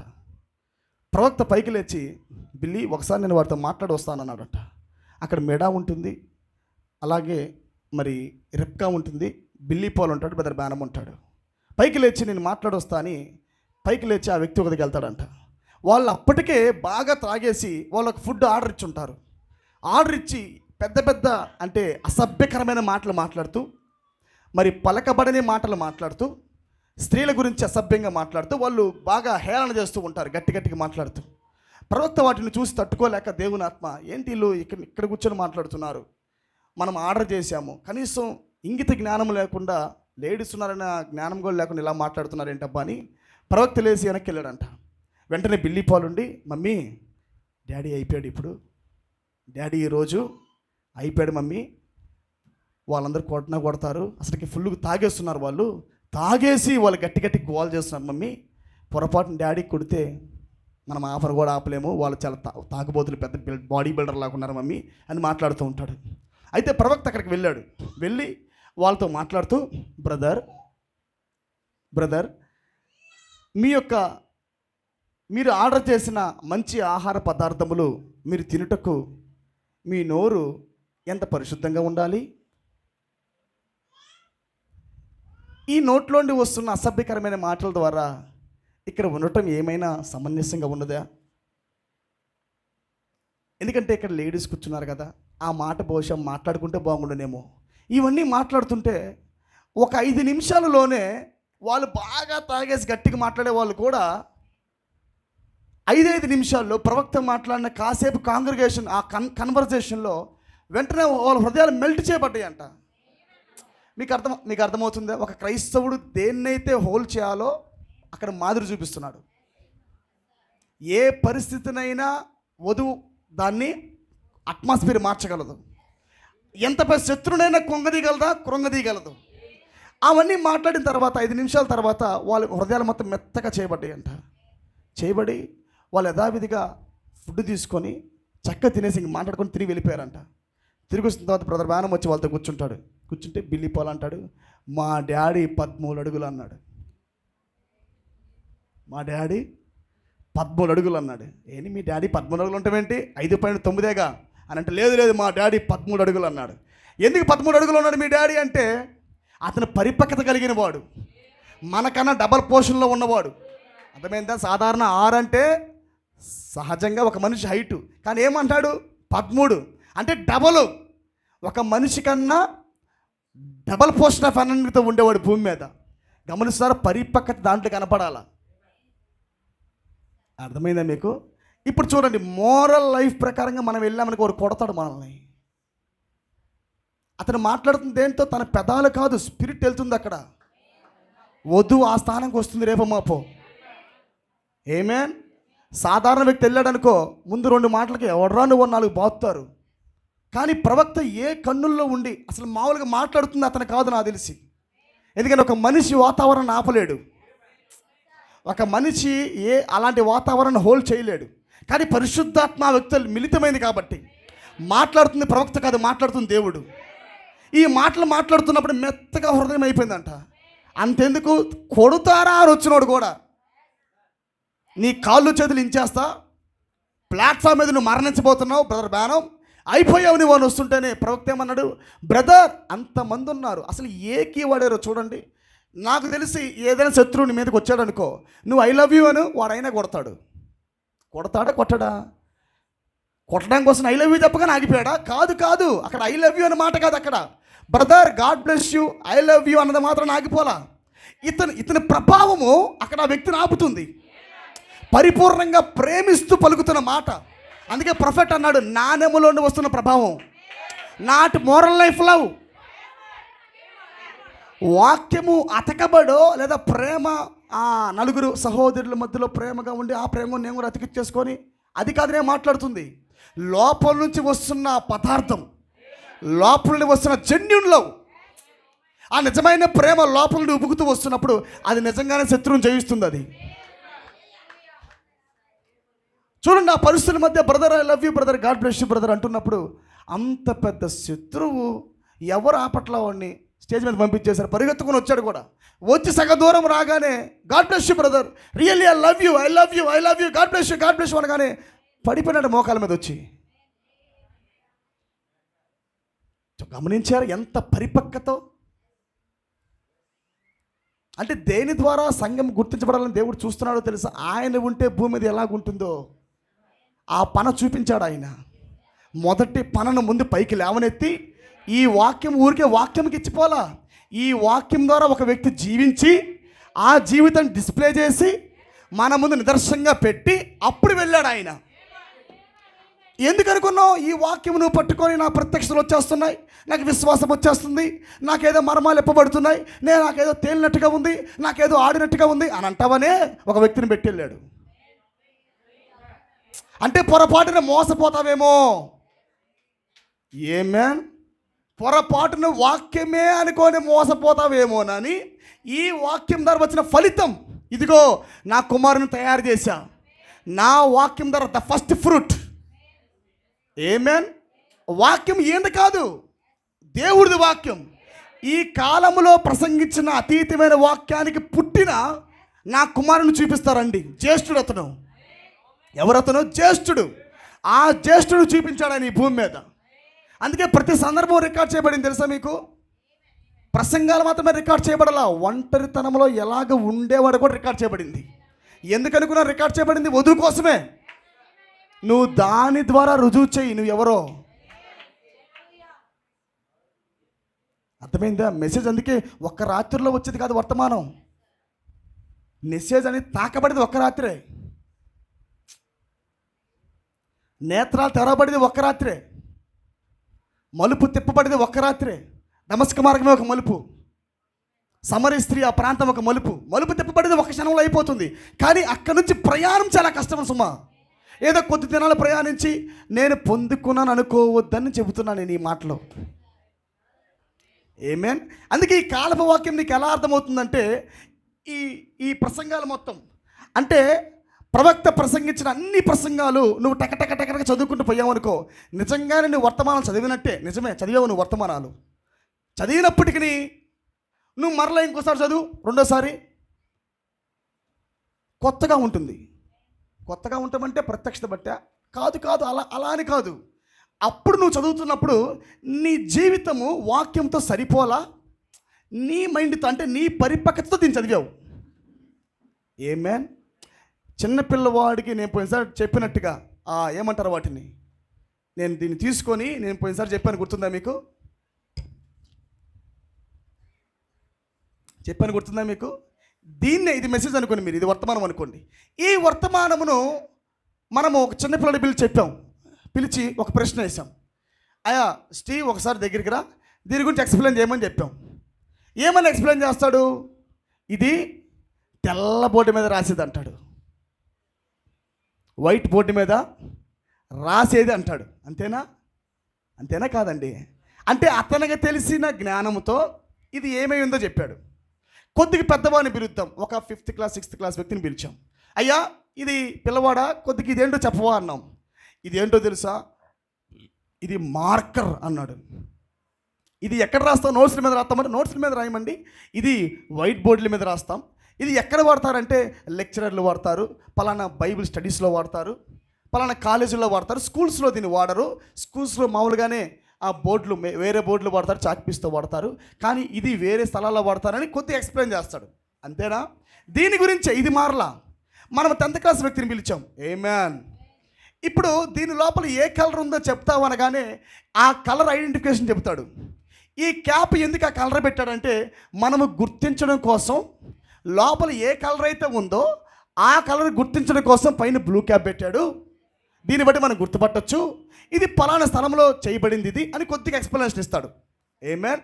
కొద్దిగా ఇంటర్ పిలవండి, అలా డిగ్రీ పిలవండి, అలా పీజీ పిలవండి. ఇలా మీరు పిలుచుకుంటూ వెళ్ళినప్పుడు ఇది ఎక్కడ పుట్టిందో, దీని స్టిక్కర్ ఎక్కడో, దీని మ్యానుఫ్యాక్చరింగ్ ఎక్కడో, దీన్ని ఎందుకొరకు తయారు చేశారో, దీన్ని ఎక్కడెక్కడ వాడచ్చో, ఆమేన్, దీని కెమికల్ ఏది వాడారో, ఏ కెమికల్ వాడితే ఇది తయారు చేయబడిందో, ఆమేన్, ఎందుకు బ్లూ కలరే వాడారు, తెలుపు వాడచ్చు కదా అంటే అది కనపడదని కొన్ని ఉంటాయి.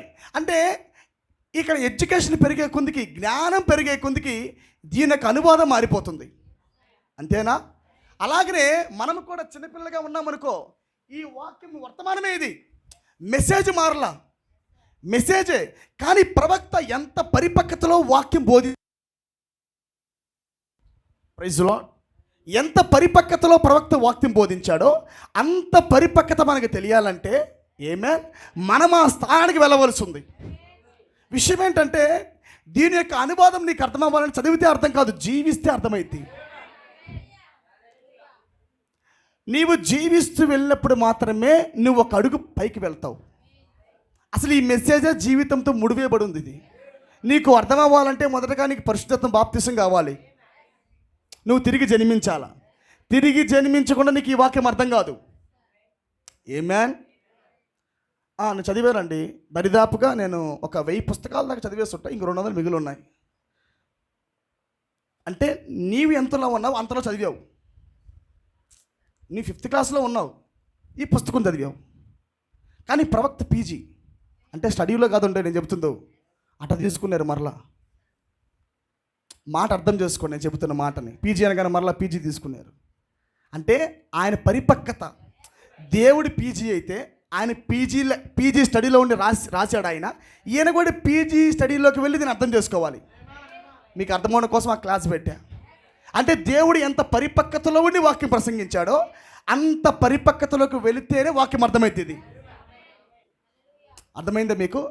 అందుకే మీరు కొద్దిపాటి కలిగి ఉండి నేను వాక్యం చదివానంటే మీకు అర్థం కాదు. అది జీవితము ద్వారా పరిపక్వత పెరుగుతుంది, జీవితము ద్వారా మీకు వాక్యం అర్థమవుతుంది. అందుకే చదివే కొద్దికి ఏమవుతుంది, ఇది చదివేసానే అనిపించదు, ఈ వాక్యం అయిపోయిందిలే చదివేసా అని అనిపించదు నీకు. మరలా చదువు, మరలా కొత్తగా ఉంటుంది. ఎందుకు కొత్తగా ఉంటుంది? లేఖనాలు మారు, పుస్తకం మారదు, అంశం మారదు, లోపల చెప్పబడిన వాక్యం మారదు, కానీ నీవు కొద్దిగా ఎదిగేవారన్నమాట. అర్థమైందా మీకు? నీ ఎదుగుదలే ఈ బైబిల్ కొత్తగా చేస్తుంది. ఆమేన్. 63లో ఆయన ఎదుగుదలే బైబిల్ కొత్తగా చేసింది. ఆమేన్. జీవితంలో భాగమవుతున్నప్పుడే వాక్యం తెరవబడింది. అర్థమైందా మీకు? హల్లెలూయా. అందుకే మెసేజ్ చదువుతూ ఉన్నప్పుడు అర్థం చేసుకోండి, ప్రవక్త ఏ కోణంలో ప్రసంగించాడో ఆ కోణంలోకి వెళ్ళేదాకా మీరు ప్రార్థించాలా. ఏ కోణంలో చెబుతున్నాడు, ప్రతి వర్తమానం ఏ కోణంలో ప్రసంగిస్తున్నాడు, ఆయన ఏది ఉద్దేశించి మాట్లాడుతున్నాడు, అది ఏమాత్రం కూడా జ్ఞానంగా వెళ్ళకుండా నా నాణ్యం వచ్చేదాకా ఉండాలి. అది ఎందుకంటే నాణ్యములు ఉంది ఈ వర్తమానంలో. ఇది పెండ్లి కుమారుడేనా? ఈ పెండ్లి కుమారుడే నేను ఎత్తి మీద నాణ్యములు పెడుతున్నాడు. చదివే కొందికి నాణ్యం ఏడవుతూ ఉంటాయి. ఆమేన్. చదివే కొందికి విశ్వాసం అనే నాణ్యం పెట్టబడింది. ఒక రోజులో పెట్టబడితే 10. పెళ్ళి అలా ఉంది. ఆమేన్. కొద్దిగా అర్థమైందా? పెళ్ళి ఎలా ఉంది? 10 నాణ్యములతో ఉంది. అంటే వాక్యము చదివే కొందికి, నీకు అర్థమయ్యే కొందికి, వాక్యం నీలో భాగమే కొందికి ఏం జరుగుతాయి? నాణ్యం ఏడవుతూ ఉంటాయి. కొంతమందికి అసలు నాణ్యాలే పెట్టబడవు, ఎందుకంటే పెళ్ళే కాల కాబట్టి. పెళ్ళి చేసుకోవాలి ఈ స్త్రీని అనుకున్నప్పుడు ఆయన ఏం చేస్తాడు? నాణ్యం పెడతాడు. అసలు పెళ్ళే కాలేదంటే ఏం పెడతాడు? అంటే నువ్వే వద్దన్నావు, అసలుకి నాకు అసలు నీ నాణ్యాలే వద్దన్నావు. ఆమేన్. హల్లెలూయా. రేపన్నాక రాబోతున్నప్పుడు ఇవన్నీ చూపించాలి పిల్లారా. ఎంతమందికి అర్థమవుతుంది? ఇప్పుడు చూడండి, కొద్ది మనం ముందుకు వెళ్దామా? సమయం ఉందా మనకి? ఆమేన్. మనం పునరుత్థాన స్వరంలోకి ఇప్పుడు కొద్ది నిదానికి వెళ్దామా? హల్లెలూయా. ఎందుకు ఇది మొత్తం చెప్పుకుంటూ వచ్చానంటే, నేను కేవలము శక్తిని మాత్రమే చెప్పాననుకో, మీరు దీన్ని మర్చిపోతారు. ప్రవక్త అంటున్నాడు క్యారెక్టర్తో పవర్ ముడివేయబడి ఉండాలి. ఆమేన్. ఈ నాణెములు లేకుండా నీకు శక్తి రాదు. ఇవి ఆయన వచ్చి చూసినప్పుడు ఏదైతే ఆర్భాటం ద్వారా నీకు పెట్టబడిందో, ఆమేన్. పెండ్లి కుమారుడైన ఆర్భాటం అంటే పెండ్లి కుమారుడే ఆర్భాట రూపంలో ఉన్నాడు. ఆయన నీకు ఆ 10 నాణెములు పెట్టిన తర్వాత ఎప్పుడైతే నువ్వు కాపాడుకున్నావో వాటన్నిటిని, అప్పుడు ఆయన నీకు అన్లాక్ చేస్తాడు. దేని అన్లాక్ చేస్తాడు? నీకైనా పునరుద్ధరణ స్వరాన్ని అన్లాక్ చేస్తాడు. అందుకే పునరుద్ధరణ స్వరం అనేది సడన్గా జరిగేది కాదు, కానీ దానికి కూడా కొన్ని ఛాయలు ఉన్నాయి. రిజరెక్షన్కి కూడా కొన్ని ఛాయలు ఉన్నాయి. పునరుద్ధరణ స్వరానికి కూడా కొన్ని ఛాయలు ఉన్నాయి. ఈ ఛాయల్లోకి మనం ప్రయాణం చేయించినప్పుడు మాత్రమే రేపన్నాక మనకు కూడా జరుగుతుందని ఒక నిబ్బరం కలుగుతుంది. అందుకే నేను చెబుతున్నాను, ఈ వాక్యము అందరి దగ్గరికి వెళ్ళింది షౌట్, కానీ చాలామంది ప్రజలు ఈ వర్తమానంగా పిలువబడ్డారు షౌట్ మెసేజ్కి. సంగమం అర్థమవుతుందా? So many peoples are called by the shout message. ఆర్భాట వాక్యమునకు ప్రపంచంలో ఉన్న అనేక వర్తమాన సంఘాలలో ఈ 7 ముద్రలు పట్టుకొని వాళ్ళు ఆర్భాట వాక్యంలో భాగమైపోయారు. కానీ దీని ద్వారా నువ్వు ర్యాప్చర్ అవుతావని కాదు, ఆర్భాటములో నువ్వు ఉన్నంత మాత్రాన నువ్వు ఎత్తబడతావని కాదు. ఆమేన్. నువ్వు దేని ద్వారా ఎత్తబడతావంటే, అంటే నీ పోయినసారి నేను చెప్పాను గుర్తుందా? సిగ్నెట్, బ్రాస్లైట్, కర్ర.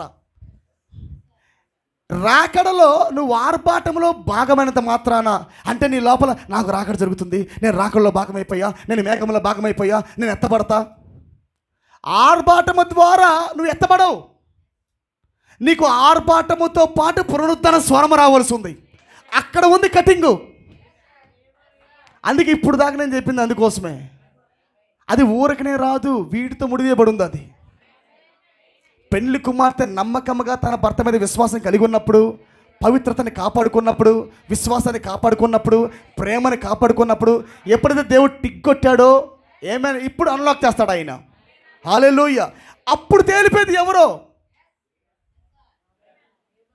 అది విశ్వాసం ద్వారా చేసేదంటావా? కాదు కాదు. ఒకటి కాదు నాన్న, 10 నాణేలు ఉండాలి.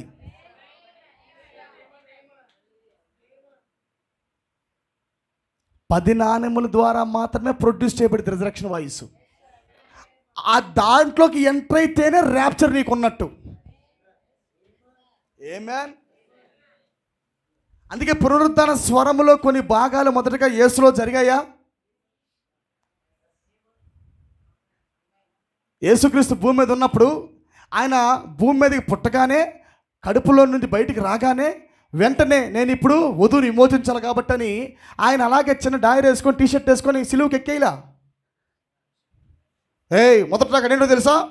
విమోచించడం కోసం వచ్చా, కొట్టు నన్ను సిలువుకి అని అనలా. ఆమేన్. ద ఫస్ట్ కమింగ్ ఎందుకొరకు జరిగిందంటే టు రిడీమ్ హిస్ బ్రైడ్ అని ప్రవక్త అన్నాడు. వధువుని విమోచించడం కోసం జరిగింది అన్నాడు. సెకండ్ కమింగ్ విమోచించబడిన వధువును తీసుకుని వెళ్ళటానికి టు రిసీవ్ హిస్ బ్రైడ్ అన్నాడు. రెండవ రాకడ అనేది విమోచించబడిన వధువును ఎత్తబాటులోకి, అంటే విమోచించబడువును ఆయన తీసుకెళ్ళడానికి వచ్చాడు అన్నాడు. మూడవ రాకడ ఏంటంటే ఆయనతో పాటు వధువు కూడా భూమి మీదకి హనీమూన్ కొరకు వచ్చేది అయి ఉన్నది. హల్లెలూయా. ఈ 3 రకాల అర్థమైనయా? ఒకటేమో విమోచించుట, విమోచించబడిన వధువునేమో తీసుకొని పోయేది రెండవ రాకడ. మూడవది ఏంటంటే తన భర్తతో పాటు భార్య కూడా భూమి మీదకి వచ్చుట. ఈ 3 కార్యాలు. అయితే మొదటి రాకడలో ఆయన రాగానే వెంటనే వెళ్ళిపోవాలి సిలువ మీదకి. పుట్టుకతో ఆయన వెంటనే సిలువ ఎక్కేసి, సిలువలో నేను విరాలాడతాను, ఎందుకంటే ప్రవచనాలు నా కొరకు ఉన్నాయి, నేను విమోచించడం కోసమే వచ్చానని ఆయన విమోచించలా. చాలా ప్రాసెస్ ఉంది. ఆమేన్. చాలా ప్రాసెస్ దీంట్లో ఉంది. సేమ్ అలాగే రెండవ రాకడలో కూడా ఇప్పుడు దాకా నేను చెప్పింది అదే. పెండ్లి కుమారుడు పెండ్లి కుమార్తె నెత్తి మీద పలకల కట్టు పెట్టాడు. ఏం పెట్టాడు? 10 నాణెములు పెడుతున్నాడు. ఆ 10 నాణెములు దేంతో ముడివేయబడి ఉన్నది? ఆర్భాట వాక్యంతో ముడివేయబడి ఉన్నది. ఆర్భాట వాక్యం నీకు అవి ఇస్తుందంటే ఆల్రెడీ నీకు వివాహం చేయబడుతున్నట్టే అని అర్థం. అంటే ఇది పరలోకంలో పెట్టబడితే నీ గుణలక్షణాలు ఎలా వస్తాయి? మధ్యాకాశంలో వివాహం జరిగితే మరి ఈ 10 నాణెములు ఎక్కడి నుండి వస్తాయి? ప్రవక్త ఏమన్నాడు? 10 నాణెముల వివాహం అన్నాడు కదా. ఇప్పుడు పెడుతున్న రింగు ప్రస్తుతానికి వివాహానికి పెట్టబడుతుంది. అప్పుడు ఏమన్నాడు? 10 నాణెముల యొక్క పలకల కట్టు అన్నాడు. అంతేనండి, దాన్ని తెగ చెబుతున్నా. ప్రవక్తని పోల్చాడు. ఆమేన్, హల్లెలూయా. ఇప్పుడు అవి రావాలంటే వివాహం చేయబడాల్సిందేనా? మీరు ఇక్కడే ఉన్నారా? అది జరగాల్సిందేనా? అది జరిగితే పలకల కట్టు. ఆ ఒక్క దినాలలో వారికి 57వ పేర, ప్రభు యొక్క 2వ రాకడ 57వ పేరాలో ఆ యొక్క దినాలలో వారికి వివాహపు ఉంగరాలు లేవు. ఆ కాలం వివాహ ఉంగరాలు లేవు. పలకల కట్టు వారు ధరించేది వారు దానిని పలకల కట్టు అని పిలిచిరి. వారి తలపైన ధరించిరి. అది 10 నాణెములు కలిగి ఉండి వారి తల చుట్టూ అది ఉండేది. వారు వివాహితులైన స్త్రీలని అది యొక్క సూచనగా ఉండెను. ఆమేన్. ఏ పురుషుడు వారితో బుద్ధిహీనతగా ప్రవర్తించడు, ఏ అబ్బాయిల వారితో సరసాలాడరు. వారు వివాహము చేసుకున్నవారు. ఇది పెట్టబడిందంటే వివాహము చేసుకున్నట్టు. గుణలక్షణాలు వస్తున్నాయి అంటే నీకు వివాహం జరుగుతున్నట్టు. ఎందుకంటే ఇవి నీకు సొంతగా రావు, అవి ఆయనవి. పెండ్లి కుమార్తెకు సొంతగా అవి లేవు. పెండ్లి కుమారుడు పెడితేనే వస్తాయి అవి. అర్థమైందా మీకు? పెండ్లి కుమారుడు చేతిలో 10 నాణెములు ఉన్నాయి. ఈయన వచ్చి పెండ్లి కుమార్తెకు పెట్టాడు. అంటే 7 గుణలక్షణాలు నీవి కాదు, అవి దేవుడివి. దేవుడు వచ్చి అవి నీకు పెడుతున్నాడు. ఆయన ఎప్పుడు పెడుతున్నాడు? వివాహం జరుగుతున్నప్పుడు. ఆర్భాట వాక్యం వస్తున్నప్పుడు ఏం జరుగుతున్నాయి? గుణలక్షణములు పెట్టబడతా ఉంటాయి క్రమక్రమంగా. హల్లెలూయా. ఇప్పుడు గమనించండి, యేసుక్రీస్తు భూమి మీద ఉన్నప్పుడు కూడా ఆయన సడన్గా విమోచించాల సంఘాన్ని విమోచించాలంటే, ఎత్తబాటులకు సంఘాన్ని నడిపించాలంటే, ఆయన పరిశుద్ధుల్ని మరలా తిరిగి లేపాలంటే మొదటిగా ఆయన ఆర్భాటం చెయ్యాలా దేవుడు మొదటిగా? ఆమేన్. దేవుడు మొదటిగా ఆర్భాటం చేయాలి. ఆర్భాటం ఆయన వాక్యం ప్రసంగించిన తర్వాత ఆయన వచ్చి ప్రజలకు పరలోక రాజ్యం సమీపంగా ఉన్నది, ఆమేన్, అందరూ సిద్ధపడండి, పాప క్షమాపణ పొందండి, మారు మనసు పొందండి అని ఆయన ఆర్భాటం ప్రసంగించుకుంటూ వచ్చాడు. ఆయన ఆర్భాట వాక్యము ప్రసంగించబడిన తర్వాత మనము చూసిన లేఖన భాగములో మార్తా మరియ వాళ్ళ ఇంటికాడ ఆయన పునరుద్ధాన స్వరం యొక్క బయలుపాటు ఇప్పుతున్నాడు సంఘానికి. మొదటి రాకడ ఎలాగైతే క్రమక్రమంగా జరిగిందో 2వ రాకడ కూడా క్రమక్రమంగా జరుగుతుంది. ఒక పావు గంటలో మనం చాలా స్పీడ్గా చూసుకుని వెళ్ళిపోదాం. ఆమేన్. దీన్ని కొనసాగి ఆదివారం చెబుతాను నేను. కొద్దిగా వేగంగా అంతపటి యోహాను సువార్త తీయండి. జస్ట్ ఇంట్రడక్షన్ ఇస్తాను అక్కడ. కొద్దిగా మొదటి రాకడ క్లారిటీ మనం చూసుకొని వెళ్దాం. ఆమేన్. సమయం లేదు కాబట్టి కొద్దిగా వేగంగా మనం చూసుకుందాం. ఎందుకంటే అకస్మాత్తుగా పునరుద్ధరణ స్వరము ఆనాడు ఎలాగైతే లేదో ఇప్పుడు కూడా అకస్మాత్తుగా పునరుద్ధరణ స్వరము రాదు. దానికి ప్రవక్త చెప్పిన ఒక కోడ్ కూడా ఉంది. అది చూద్దాం మనము. 11వ వచనం బ్రదరు. ఆయన ఈ మాటలు చెప్పిన తర్వాత యేసు 17వ వచనం చదవాలి నీవు. యేసు వచ్చి అది వరకే అతడు 4 దినములు సమాధిలో ఉండనని తెలుసుకొని బేతనియా యెరూషలేమునకు సమీపమై ఉండెను. దానికి ఇంచుమించు కోసెడు దూరము గనుక యూదులు అనేకులు వారి సహోదరుని గూర్చి మార్తను మరియను ఓదార్చుడికై వారి యొద్దకు వచ్చి ఉండిరి. ఇదంతా నేను చెప్పాను, గుర్తుందిగా మీకు? అందరూ వచ్చారనమాట. ఎందుకంటే వాళ్ళు లాజరు చనిపోయినప్పుడు మరలా వాళ్ళ పాస్టర్ గారు వాళ్ళతో లేడు. ఆయన 4 రోజుల పాటు వేరే ట్రిప్లో ఉన్నాడు. ఈలోపు ఏం చేశారు? వాసన పీల్చలేక, ఇటు లాజర్ని ఉంచుకోలేక, లాజర్ని లేపలేక ఇప్పుడు వాళ్ళు ఏం చేశారు? మరలా సంఘశకలతో కలగలిపారు. మా యాజకుడా, ప్రధాన యాజకుడా, కొద్దిగా రండయ్యా, మా తమ్ముడిని కొద్ది సమాధిలో పెడతామని మళ్ళా వచ్చి వాళ్ళు రాజీ పడ్డారు.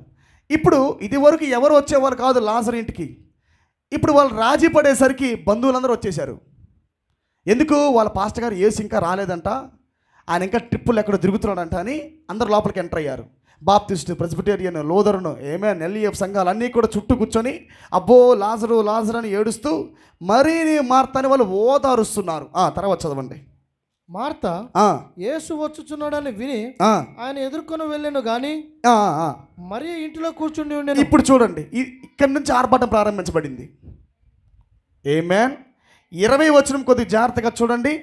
మార్త యేసు వచ్చుచున్నాడని విని ఆయనని ఎదుర్కొని వెళ్ళాను కానీ మరియ ఇంటిలోనే కూర్చుండి ఉండేను. ఆయన వస్తున్నాడని ఆమేన్.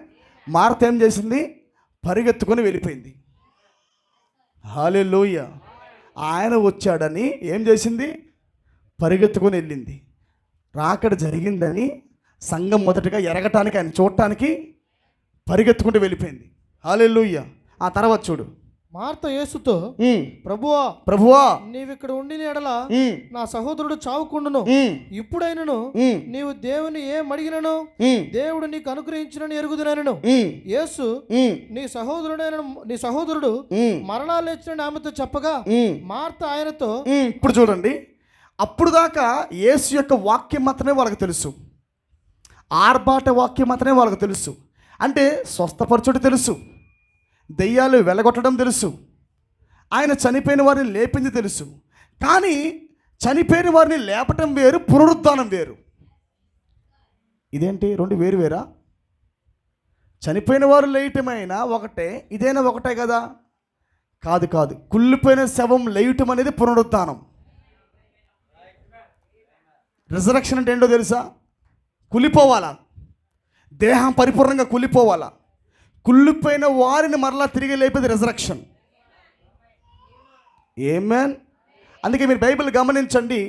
ఆ చిన్న పిల్లవాడు షునేమీయురాలైన కొడుకు మరణించినప్పుడు ఎలీషా ఆ పిల్లవాడి మీద పడుకొని నోటి మీద నోరు వేసి ఆమేన్ చేతుల మీద చేయి పెట్టి తన దేహం మొత్తం పొడవుగా చాపి ఆ చంటి పిల్లవాడి మీద పడుకొని ఆ వ్యక్తి ఊదుతున్నప్పుడు 7 సార్లు తుమ్మి ఆ వ్యక్తి మరి మరణంలో నుంచి జీవంలోకి వచ్చాడు. అది రిజరక్షన్ అంటారా? అది పునరుద్ధానం కాదు. అది నిద్రించిన వాడు మరలా లేచారని అర్థం. అలాగే పౌలు ఒకసారి ఐతిక్ వాక్యం వింటూ ఆమేన్ ఐతిక్ వాక్యం వింటూ ఒకసారి మత్తుకెళ్ళి ఆ నిద్ర వచ్చి పడిపోతాడు అక్కడి నుంచి కింద. అయితే మరణిస్తాడు. అయితే పౌలు పరిగెత్తుకుంటూ వాక్యం చెప్పేవాడు కూడా వాక్యాన్ని పక్కన పెట్టి పరిగెత్తుకుంటూ వెళ్ళి ఆ వ్యక్తి మీద పడుకొని ప్రార్థిస్తాడు. ఆమేన్. ఆ వ్యక్తి చనిపోలేదు, ఈ వ్యక్తి నిద్రిస్తున్నాడని ఆ వ్యక్తిని పైకి లేపాడు. అది పునరుద్ధానం కాదు, అది మరణంలోంచి లేపుట. అర్థమైందా? తబితని లేపాడు ఆయన, మరణంలోంచి లేపుట. అర్థమవుతుందా? కానీ లాజరు ఒకటే ఎందుకంత ప్రత్యేకత అంటే ఇక్కడ లాజరు దేహం పరిపూర్ణంగా కుళ్ళిపోయింది. Try to understand. నేను ఎందుకు ఇదంతా చెప్పుకుంటూ వస్తున్నానంటే మన జీవితంలో జరగవలసినవి కొన్ని ఉన్నాయి. మనం పరిపూర్ణంగా రిజరక్షన్ వాయిస్ అవ్వాలంటే, దేవుడు మనలో నుండి పునరుద్ధానం తేవాలంటే దానికి ముందే కొంతమంది కుళ్ళిపోయిన దేహాలు కూడా లేపవలసి ఉంది. ఇప్పుడు సంఘానికి ఆయన ఏం చేస్తున్నాడు? అయ్యా లాజరు మరలా లేస్తాడు, మార్తా మరలా నీ తమ్ముడు లేస్తాడు, ఇప్పుడు కూడా నీ తమ్ముడు బతుకుతాడు అంటే మార్తా ఏమంటుంది? అంత్యదినమున పునరుద్ధానమందు లేచునని. ఇప్పుడు కాదులే అయ్యా, అంత్యదినము యందు పునరుద్ధానమందు లేచునని ఎరుగుదునను, నేను ఎరుగుదును ప్రభువా అంటుంది. ఇప్పుడు దేవుడు ఏమంటున్నాడు? అందుకు యేసు పునరుద్ధానమును జీవమును, I am the resurrection and the life. నేనే పునరుద్ధానము, నేనే జీవము. హల్లెలూయా. అంటే అప్పుడు దాకా సంఘానికి కుళ్ళిపోయిన, ఇప్పుడు తబీతాను లేపాడు, వాళ్ళ కల్లారా చూశారుగా. కొద్దిగా మీరు జాగ్రత్తగా వినాలి దీన్ని. వాళ్ళ యొక్క విశ్వాసం మీరు గమనించండి. ఎక్కడ దాకా వాళ్ళు యేసుని నమ్మారో మీరు చూడండి. వాళ్ళు ఎక్కడ దాకా వాక్యాన్ని ఒబే అయ్యారో మీరు చూడండి. అంటే ఎంతవరకు వాళ్ళ హృదయం యేసు మీద పెట్టబడిందో మీరు చూడండి. ఆయన సామర్థ్యాన్ని ఎంతవరకు కొలమానం వేశారో మీరు చూడండి. వాళ్ళు ఎక్కడ దాకా వేశారు? ఇప్పుడు చనిపోతే నా దేవుడు లేపగలడు. ఒక వ్యక్తి క్యాన్సర్ వస్తే స్వస్థపరచగలడు, దెయ్యాలు బట్టిన విడిపించగలడు, రోగుల్ని ఆయన స్వస్థపరచగలడు. అంటే దేవుడికి కూడా కొంత పరిధి వాళ్ళు కలిగి ఉన్నారు. ఎందుకంటే అప్పుడు దాకా దేవుడు కూడా సంఘానికి బయలుపరచుకోవాలా పునరుద్ధరణ శక్తి ఎంత ఉందో. అంటే అప్పుడు దాకా సంఘానికి ఎవరికి తెలియదు ఆయన రిజరెక్షన్, ఆయనే జీవమని, ఆయనే పునరుద్ధానమని, ఆయన ఇప్పుడు పలికితే మృతులు లేస్తారని ఇప్పుడు దాకా దేవుడు ఎవరికి బయలుపరచుకోవాలా. కానీ మొట్టమొదటిసారి లాజరు జీవితంలో ఇది చోటు చేసుకుంటుంది. హల్లెలూయా. అందుకే మొట్టమొదటిసారి దేవుడు ఏం చేస్తున్నాడంటే ఆర్భాటములో నుండి, గమనిస్తున్నారా, ఆర్భాటంలో మరణం నుంచి లేపచ్చు, ఆర్భాటంలో స్వస్థపరచచ్చు, ఆర్భాటంలో వివేచించవచ్చు, ఆర్భాటంలో దెయ్యాలు వెళ్ళగొట్టచ్చు. కానీ రిజరెక్షన్ పార్ట్ ఏంటంటే స్థానం గమనిస్తున్నారా, పునరుద్ధరణ స్వరం యొక్క భాగం ఏంటంటే ఒక వ్యక్తి చనిపోయి కుళ్ళిపోయి, అయ్యా ఈ బిడ్డ చనిపోయి 6 రోజులైంది, లెగుస్తాడా అంటే వధువు ఏమనాలి, రేపో మాపో, నాట్ షౌట్ మెసేజ్. ఆర్భాట వాక్యంలో నుండి ఎప్పుడైతే దేవుడిని మలుపు తిప్పి ఆయన పునరుద్ధరణగా నీ లోపలికి వస్తాడో ఆయన ఏమంటాడు, స్పీక్ ద వర్డ్. అతని పేరు పెట్టి పిలువు నీవు. ఆయన ఏమంటున్నాడు, అప్పుడు మాత్రమే కాదు Mariya, still I have power, I am the resurrection. ఈ మాట ఇప్పుడు దాకా పలికే దమ్ము ఎవరికీ లేదు. ఆయన తప్ప మరణానికి సవాలు ఇసిరారు, పాతాళానికి సవాలు ఇసిరారు, కానీ ఐ యామ్ ద రిజరెక్షన్ అని చెప్పలా. గ్లోరీ. ఇప్పుడు దాకా ఎవరు కూడా నేనే పునరుద్ధానమని, నేనే జీవమని ఆదా మొదలుకొని ఇప్పుడు దాకా కూడా యేసు తప్ప ఎవరు ఆ మాట మాట్లాడాల. బట్ వన్స్ అగైన్ మరొక్కసారి చిన్న వధువు లోపల, ఆ పేద బాలిక లోపల, ఆమేన్, గ్లోరీ గ్లోరీ టు గాడ్, ఒక చిన్న బాలిక లోపల ఏం చేస్తున్నాడు ఆయన, రిజరెక్షన్ వాయిస్ ఇస్తున్నాడు ఆయన. స్పీక్ ద వర్డ్, వాక్యాన్ని పలుకు. హల్లెలూయా. ఆయన మాత్రమే కలుగున్న స్వాస్థ్యం అది. ఎవడు కూడా పునరుద్ధరణ ఇవ్వలేడు. No one. ఎవరికి అంత శక్తి కూడా లేదు. కానీ నువ్వు బ్రహ్మాములు లేపగలవు. శక్తి గమనిస్తున్నారా, ఇటు పక్క క్యారెక్టర్ ద్వారా ఏమైనా క్యారెక్టర్ వస్తూ ఒక పక్క శక్తి విడుదల అవుతూ ఉంది. ఆర్భాటం ఓపెన్ అవుతుంది, వాయిస్ ఆఫ్ ఆర్కాంజెల్ ఓపెన్ అవుతుంది. హల్లెలూయా. చూడండి ఇప్పుడు ఒకసారి ముందుకెళ్దాం. అందుకు యేసు పునరుద్ధానమును జీవమును నేనే, I am the resurrection and the life. నేనే పునరుద్ధానము, నేనే జీవము. నా యందు విశ్వాసం ఉంచువాడు చనిపోయినను బ్రతుకును. ఒకవేళ నా యందు విశ్వాసం ఉంచి చనిపోయినా వాడు మరలా బ్రతుకుతాడు.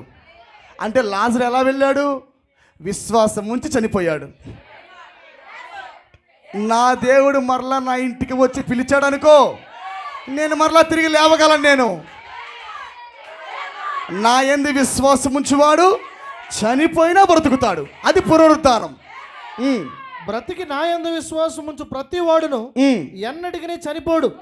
బ్రతికి నా యందు అంటే చనిపోకుండా ఎత్తబాటు కొరకు నిలబడిన వాడు, విశ్వాసం ఉంచిన వాడు ఏమాత్రం కూడా మరణించడు. ఒకే వచనంలో పునరుద్ధానం గురించి ఉంది, ఒకే వచనంలో ఎత్తబాటు గురించి కూడా ఉంది అక్కడ. హల్లెలూయా. తర్వాత చదవండి బ్రదరు. ఈ మాట నమ్ముచున్నావా? ఇప్పుడు సంఘాన్ని ప్రశ్నిస్తున్నాడు. సంఘానికి ఇది చాలా కఠినమైన మాట. ఇది సాధారణ మాట కాదు. ఇది అంత సాధారణ మాట కాదండోయ్. ఎందుకంటే వాళ్ళ చేతుల్లో కలిగి ఉన్న గ్రంథంలో, పాత నిబంధనలో అసలు వాళ్ళు ఎదుగుతుందే పునరుద్ధానం కోసం. వాళ్ళ బాధ అంతా పునరుద్ధానమే. ఏందో చెట్టు పుడుతుంది, మరణిస్తుంది, మరలా జీవం పొందుకుని వేరే కాలంలో బయటకు వస్తుంది. కానీ నరుడు ఏ పాటి వాడు? సూర్యుడు ఉదయిస్తున్నాడు, అస్తమిస్తున్నాడు, మరలా వెంటనే ఉదయిస్తున్నాడు. ఇదంతా బాగానే, దినచర్య బాగానే జరుగుతుంది సృష్టిలో. కానీ మానవుడు చనిపోతున్నాడు, మరలా బయటికి రావట్లేదే. మానవుడు ఒకసారి సమాధిలోకి వెళ్ళిపోతే మరలా పునరుద్ధానం జరగడం లేదే. ఎంత పెద్ద భక్తుడైనా అతని యొక్క నిరీక్షణ మొత్తం కూడా పునరుద్ధానం మీదే ఉంది. అంటే పునరుద్ధానం అంత హైలో ఉంది. మరలా బ్రతకగలమా? ఆ 7 ఉరుములు తగిలినప్పుడు ఏమనుకున్నారు వాళ్ళు? ఏమేమన్నాడు? నా విమోచకుడు సజీవుడనియు, ఈ భూమి మీద మరలా నా యేసుని కలతో చూస్తానని అనే మాట పలుకుతున్నాడు.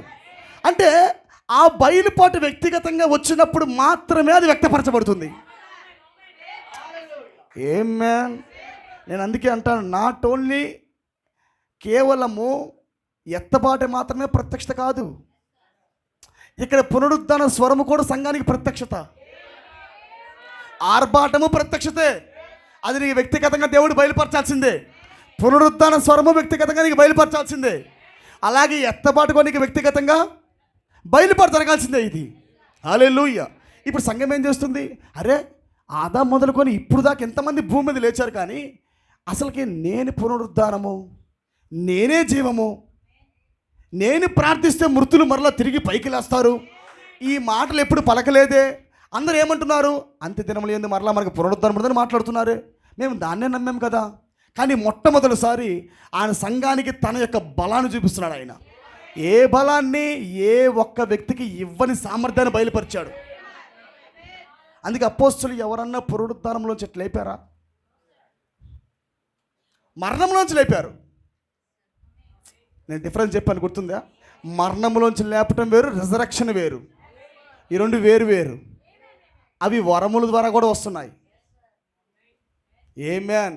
కానీ రిజరక్షన్ అనేది బాడీ కుళ్ళిపోవాలా. ఆమేన్.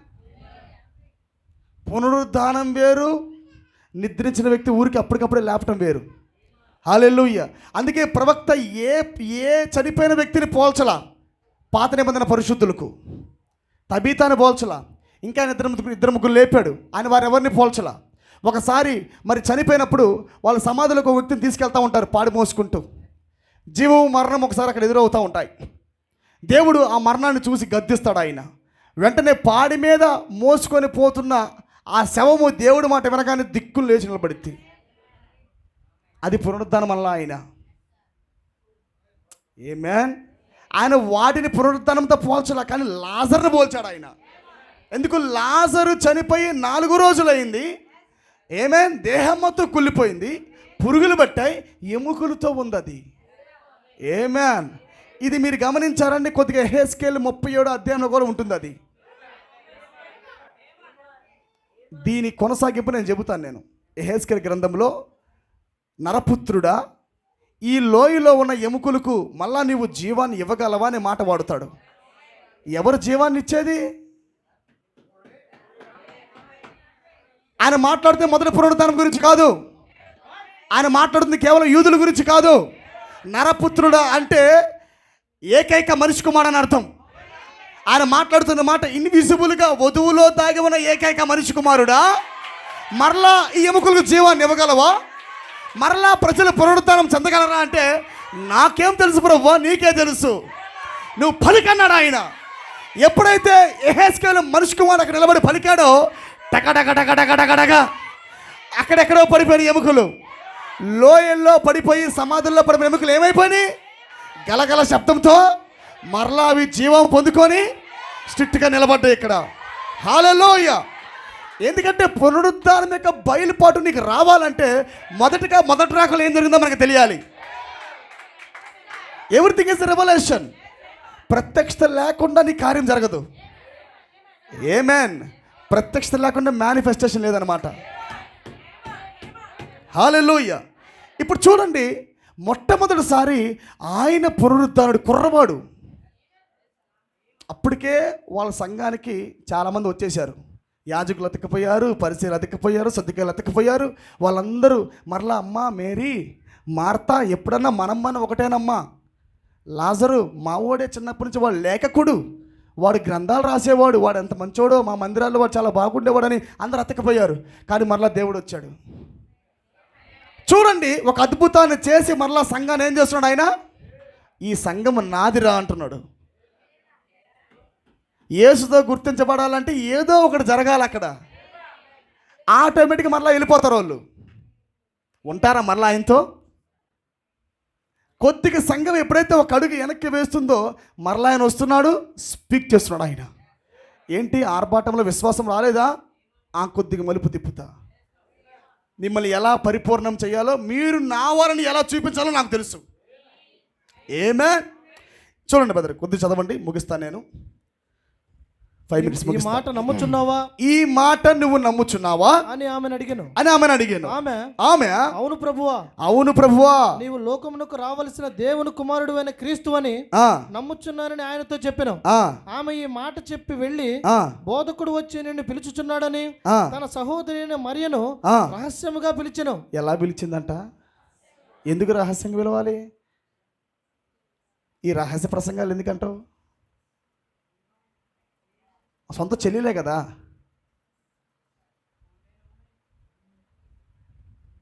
ఎందుకు రహస్యంగా పిలవాల్సి వస్తుంది అంటే ఈ ఛాంబర్లోకి రాగటమే, ఈ ప్రత్యక్షతలోకి లోపలికి లాగే విషయమే రహస్యంగా ఉంది. అది ఆమేన్. ఈ సహోదరి మరో సహోదరిని రహస్యంగా లాగుతుంది. దేంట్లోకి లాగుతుంది? పునరుద్ధరణ శక్తిలోకి లాగుతుంది, ఆర్భాట వాక్యంలోకి లాగుతుంది, ఇంకో మాట చెప్పాలంటే రాకడలోకి లాగుతుంది. కొద్దిగా ముందుకు బండి. ఆమె విని త్వరగా లేచి ఆయన యొద్దకు వచ్చాను. యేసు ఇంకను ఆ గ్రామంలోనికి రాక మార్త ఆయనను కలుసుకున్న చోటనే ఉండెను. గనుక ఇంటిలో మరియతో కూడా నుండి ఆమెను ఓదార్చుచుండిన యూదులు మరియు త్వరగా లేచి వెళ్ళుట చూచి ఆమె సమాధి యొద్ద ఏడ్చుటకు అక్కడికి వెళ్ళుచున్నది అనుకుని ఆమె వెంట వెళ్ళిరి. మీరు గమనించారుగా, ఆయన ఎక్కడైతే మార్తను కలుసుకున్నాడో ఆయన అక్కడే ఉండిపోయాడు. నేను ఎక్స్ప్లెయిన్ చేశాను ఆల్రెడీ మీకు దీని గురించి. ఎక్కడైతే ఉన్నాడో, మార్తను ఎక్కడైతే కలుసుకున్నాడో ఆ గ్రామంలో ఆయన ఇంకా ఉండిపోయాడు. ఇంకా ఇంటికి రావట్లే ఆయన. ఎందుకు ఇంటికి రావట్లేదంటే ఆ ఆర్భాట వాక్యానికి ఇంకా కొంతమంది రావాల్సి ఉన్నది. మరీ వచ్చి మరలా ఆయన కలుసుకునేదాకా, ఆ వాక్యం ఆయనకి బయలుపరచబడేదాకా, ఆ సంఘానికి ఆర్భాటం యొక్క ప్రత్యక్షత వచ్చేదాకా ఆయన ఏమంటారు? రాడు ఆయన. హల్లెలూయా. తర్వాత చదవండి బ్రదర్. అంతటా మరియా యేసు ఉన్న చోటికి వచ్చి ఆయనను చూచి ఆయన పాదముల మీద పడి, ప్రభువా నీవిక్కడ ఉండిన ఎడల నా సహోదరుడు చావకుండా నన్ను. చూసారా? మరలా గమనించారా? ఆయన మీద ఉన్న, అప్పుడు ఆయన కనబడుతున్నాడు, ఇప్పుడు ఆయన కనబడట్లా. అది మొదట రాకడలే.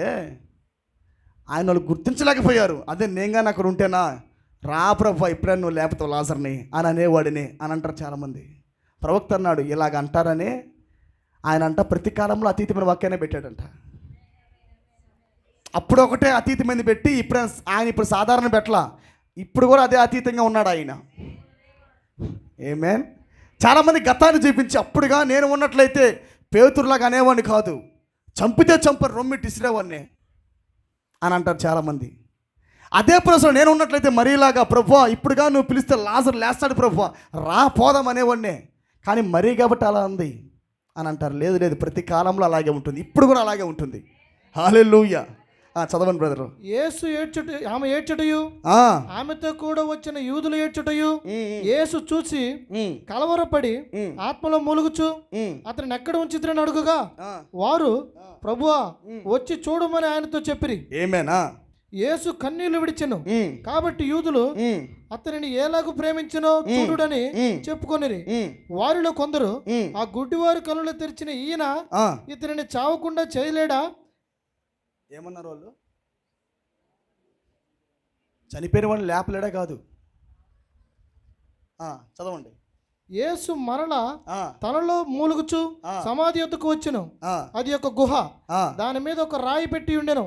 యేసు రాయి తీసివేయడని చెప్పగా చనిపోయిన వారి సహోదరుడి అయిన మార్త, ప్రభువా అతడు చనిపోయి 4 దినములైనది. ఇది వరకే ప్రసంగం చెప్పేశాడు మార్తకి. ఆయన ఏంటో చెప్పాడు, నేనే పునరుద్ధానం జీవమన్నాడు. అప్పుడు కాదు మార్త, ఇప్పుడు కూడా నేను చేయగలను అన్నాడు. నువ్వు నమ్ముచున్నావు అంటే ఎస్ ఐ బిలీవ్ లార్డ్ అంది. దేంతో నా బిలీవ్ అని అలవాటైపోయింది. ఓన్లీ బిలీవ్ వాక్యానికి ముందు మంత్రం అన్నమాట. అది ఏంటది? ప్రవక్త ఎప్పుడు దాన్ని అలా పాడలా.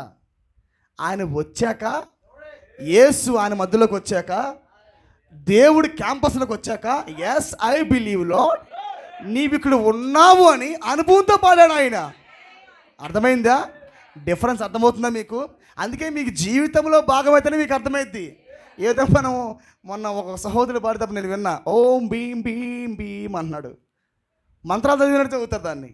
అది మంత్రం కాదు, అది నీ హృదయంలో విశ్వాసం. అది ఎస్, నా దేవుడు ఇక్కడ ఉన్నాడు, ఆయన పునరుద్ధానుడు, ఆయన జీవమైనడు, నీకు నమ్మకం రావాలి. అది ఆయన వచ్చింది ఎరిగిన వాడే నువ్వు పాడాలా. ఆమేన్. ఆయన వచ్చింది నువ్వు ఎరిగి, yes God is here now, దేవుడు నా మధ్యలో ఉన్నాడని, లార్డ్ ఐ బిలీవ్, అప్పుడు దేవుడు నీకు సింఫోనీ ఇస్తూ ఉంటాడు. నువ్వు రోగం చెప్పక మునిపే రోగం తీసేస్తూ ఉంటాడు. ఎందుకు? నువ్వు నమ్మావు కాబట్టి. నమ్మకుండా పెదాలతో పాడావనుకో, నువ్వు ఎలాగైతే రోగంగా ఉంటావో బయటికి కూడా రోగంగానే వెళ్తావు.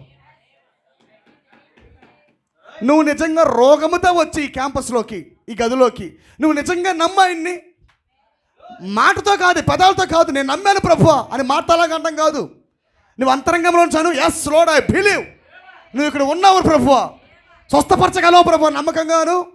నువ్వు అలా ఎలా వెళ్ళేటప్పుడు ఏమైనా షూ లేని వాళ్ళండి, కాలు లేని వాళ్ళు 2 షూ కొనుక్కొచ్చుకున్నాడంట వస్తా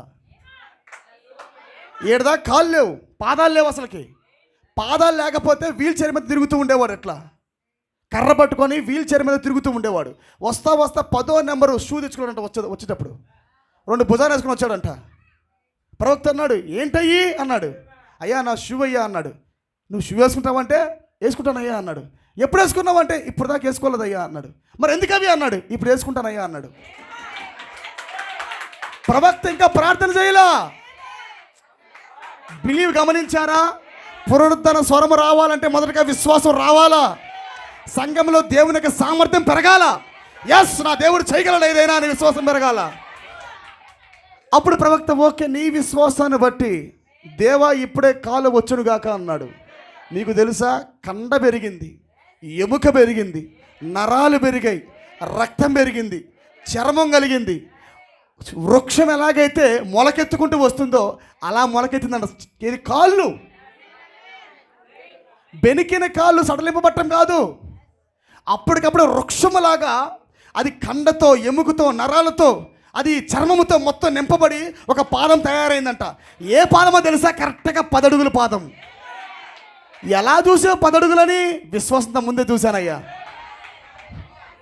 ఎలా అనుకోలా, బహుశా నేను ఇంత హైట్ ఉన్నా కాబట్టి నా పాదం బహుశా 10 అడుగులు ఉండొచ్చేమో అనుకోలా. 10 అంగుళాలు ఉంటాయని అనుకోలా.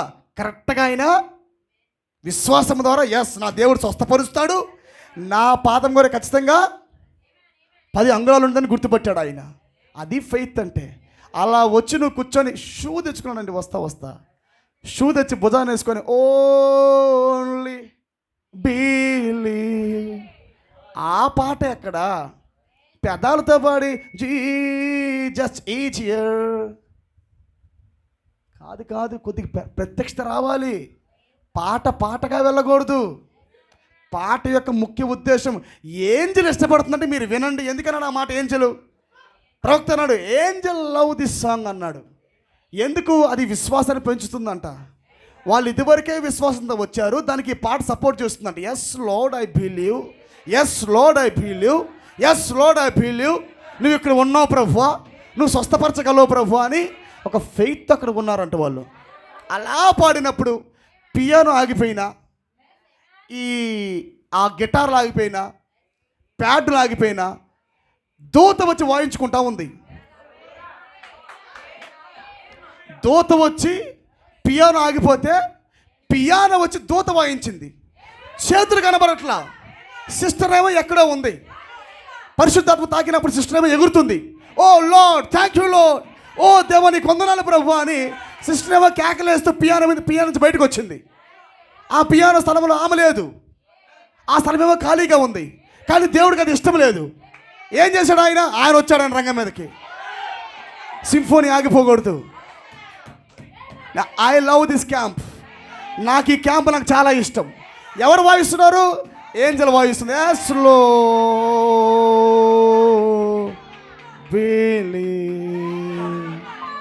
My Jesus is here. That is atmosphere. అది వాతావరణం అంటే. అలా ఉండాలి. కేవలం అప్పుడు మనం చూసుకొని ప్రవక్త అది చేశాడు, ప్రవక్త ఇది చేశాడు, ప్రవక్త మొదటి ఇడుపులో ఇన్ని చేశాడు, రెండో ఇడుపులో ఇన్ని చేశాడు, మూడో ఇడుపులో ఇన్ని చేశాడు, అన్ని చేస్తే నీకేమొచ్చింది నాకు చెప్పు. నేను చెబుతుంది మీకు అర్థమవ్వాలి ఖచ్చితంగా. ఈ సంఘములో నిజముగా నీ వధువైనట్లయితే ఆనాడు జరిగిన సాక్ష్యాలు బట్టి ప్రవక్తను పట్టుకొని నువ్వు వేలాడబెట్టా. మా ప్రవక్త గొప్పోడు గొప్పోడు గొప్పోడు గొప్పోడు స్వస్థపరుస్తాడు. విషయం ఏంటంటే, ప్రవక్త విషయం ఏంటంటే, మూడో ఇడుపులో నేను కాదు నాది అయిపోయింది, my chapter close, my ministry was close.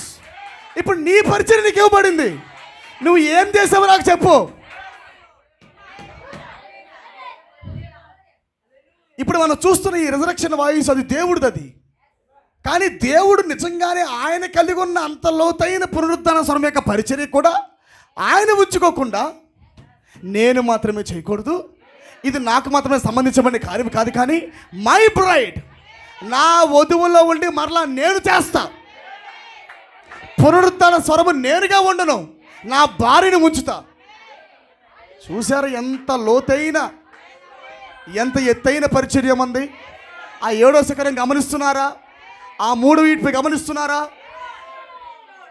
Deep ఆయనతో కలుసుకోవాలా, సిన్సియారిటీతో కలుసుకోవాలా, ఒక దాహంతో కలుసుకోవాలా. దేవుడు ఏదైనా చేయగలడు. నువ్వు టెబర్నికల్ క్లెన్స్ చేయి, నీ ముచ్చటాపు, నీ టెబర్నికల్ క్లెన్స్ చేయి, నువ్వు మోకాళ్ళేసి ప్రార్థించు, నువ్వు బిలీవ్ అవ్వు దేవుడి మీద. God can do anything. ఇప్పటికీ దేవుడు ఏదైనా చేయగల సామర్థ్యం కలిగిన వాడు ఆయన. అందుకే ప్రవక్త కీ ఇచ్చాడు ఆయన. పౌలు చెప్పిన దాన్ని చాలా హైలో తీసుకొని ఏం చెప్పాడు తెలుసు ప్రవక్త? వధువుకు ఒక కీ ఇస్తున్నాను అన్నాడు. అది ఏదో అనుకున్నాను నేను కూడా, కానీ Jesus Christ is the same yesterday today and for ever అన్నాడు. ఏ విషయాలలో? ఎవ్రీథింగ్. ఆయన కలిగి ఉన్న ప్రతి కార్యాలయాల్లో ఆయన ఏకరీతిగా ఉన్నాడు. ఆయన చేసే శక్తిలో ఆయన ఏకరీతిగా ఉన్నాడు. ఆమేన్. Still God is the same. కానీ సంప్రదింపు తేడా. ఇప్పుడు అదే ఆయన అంటున్నాడు, నమ్ముచున్నావా అంటే ఏమంది? నమ్ముచున్నా ప్రభువా అంది.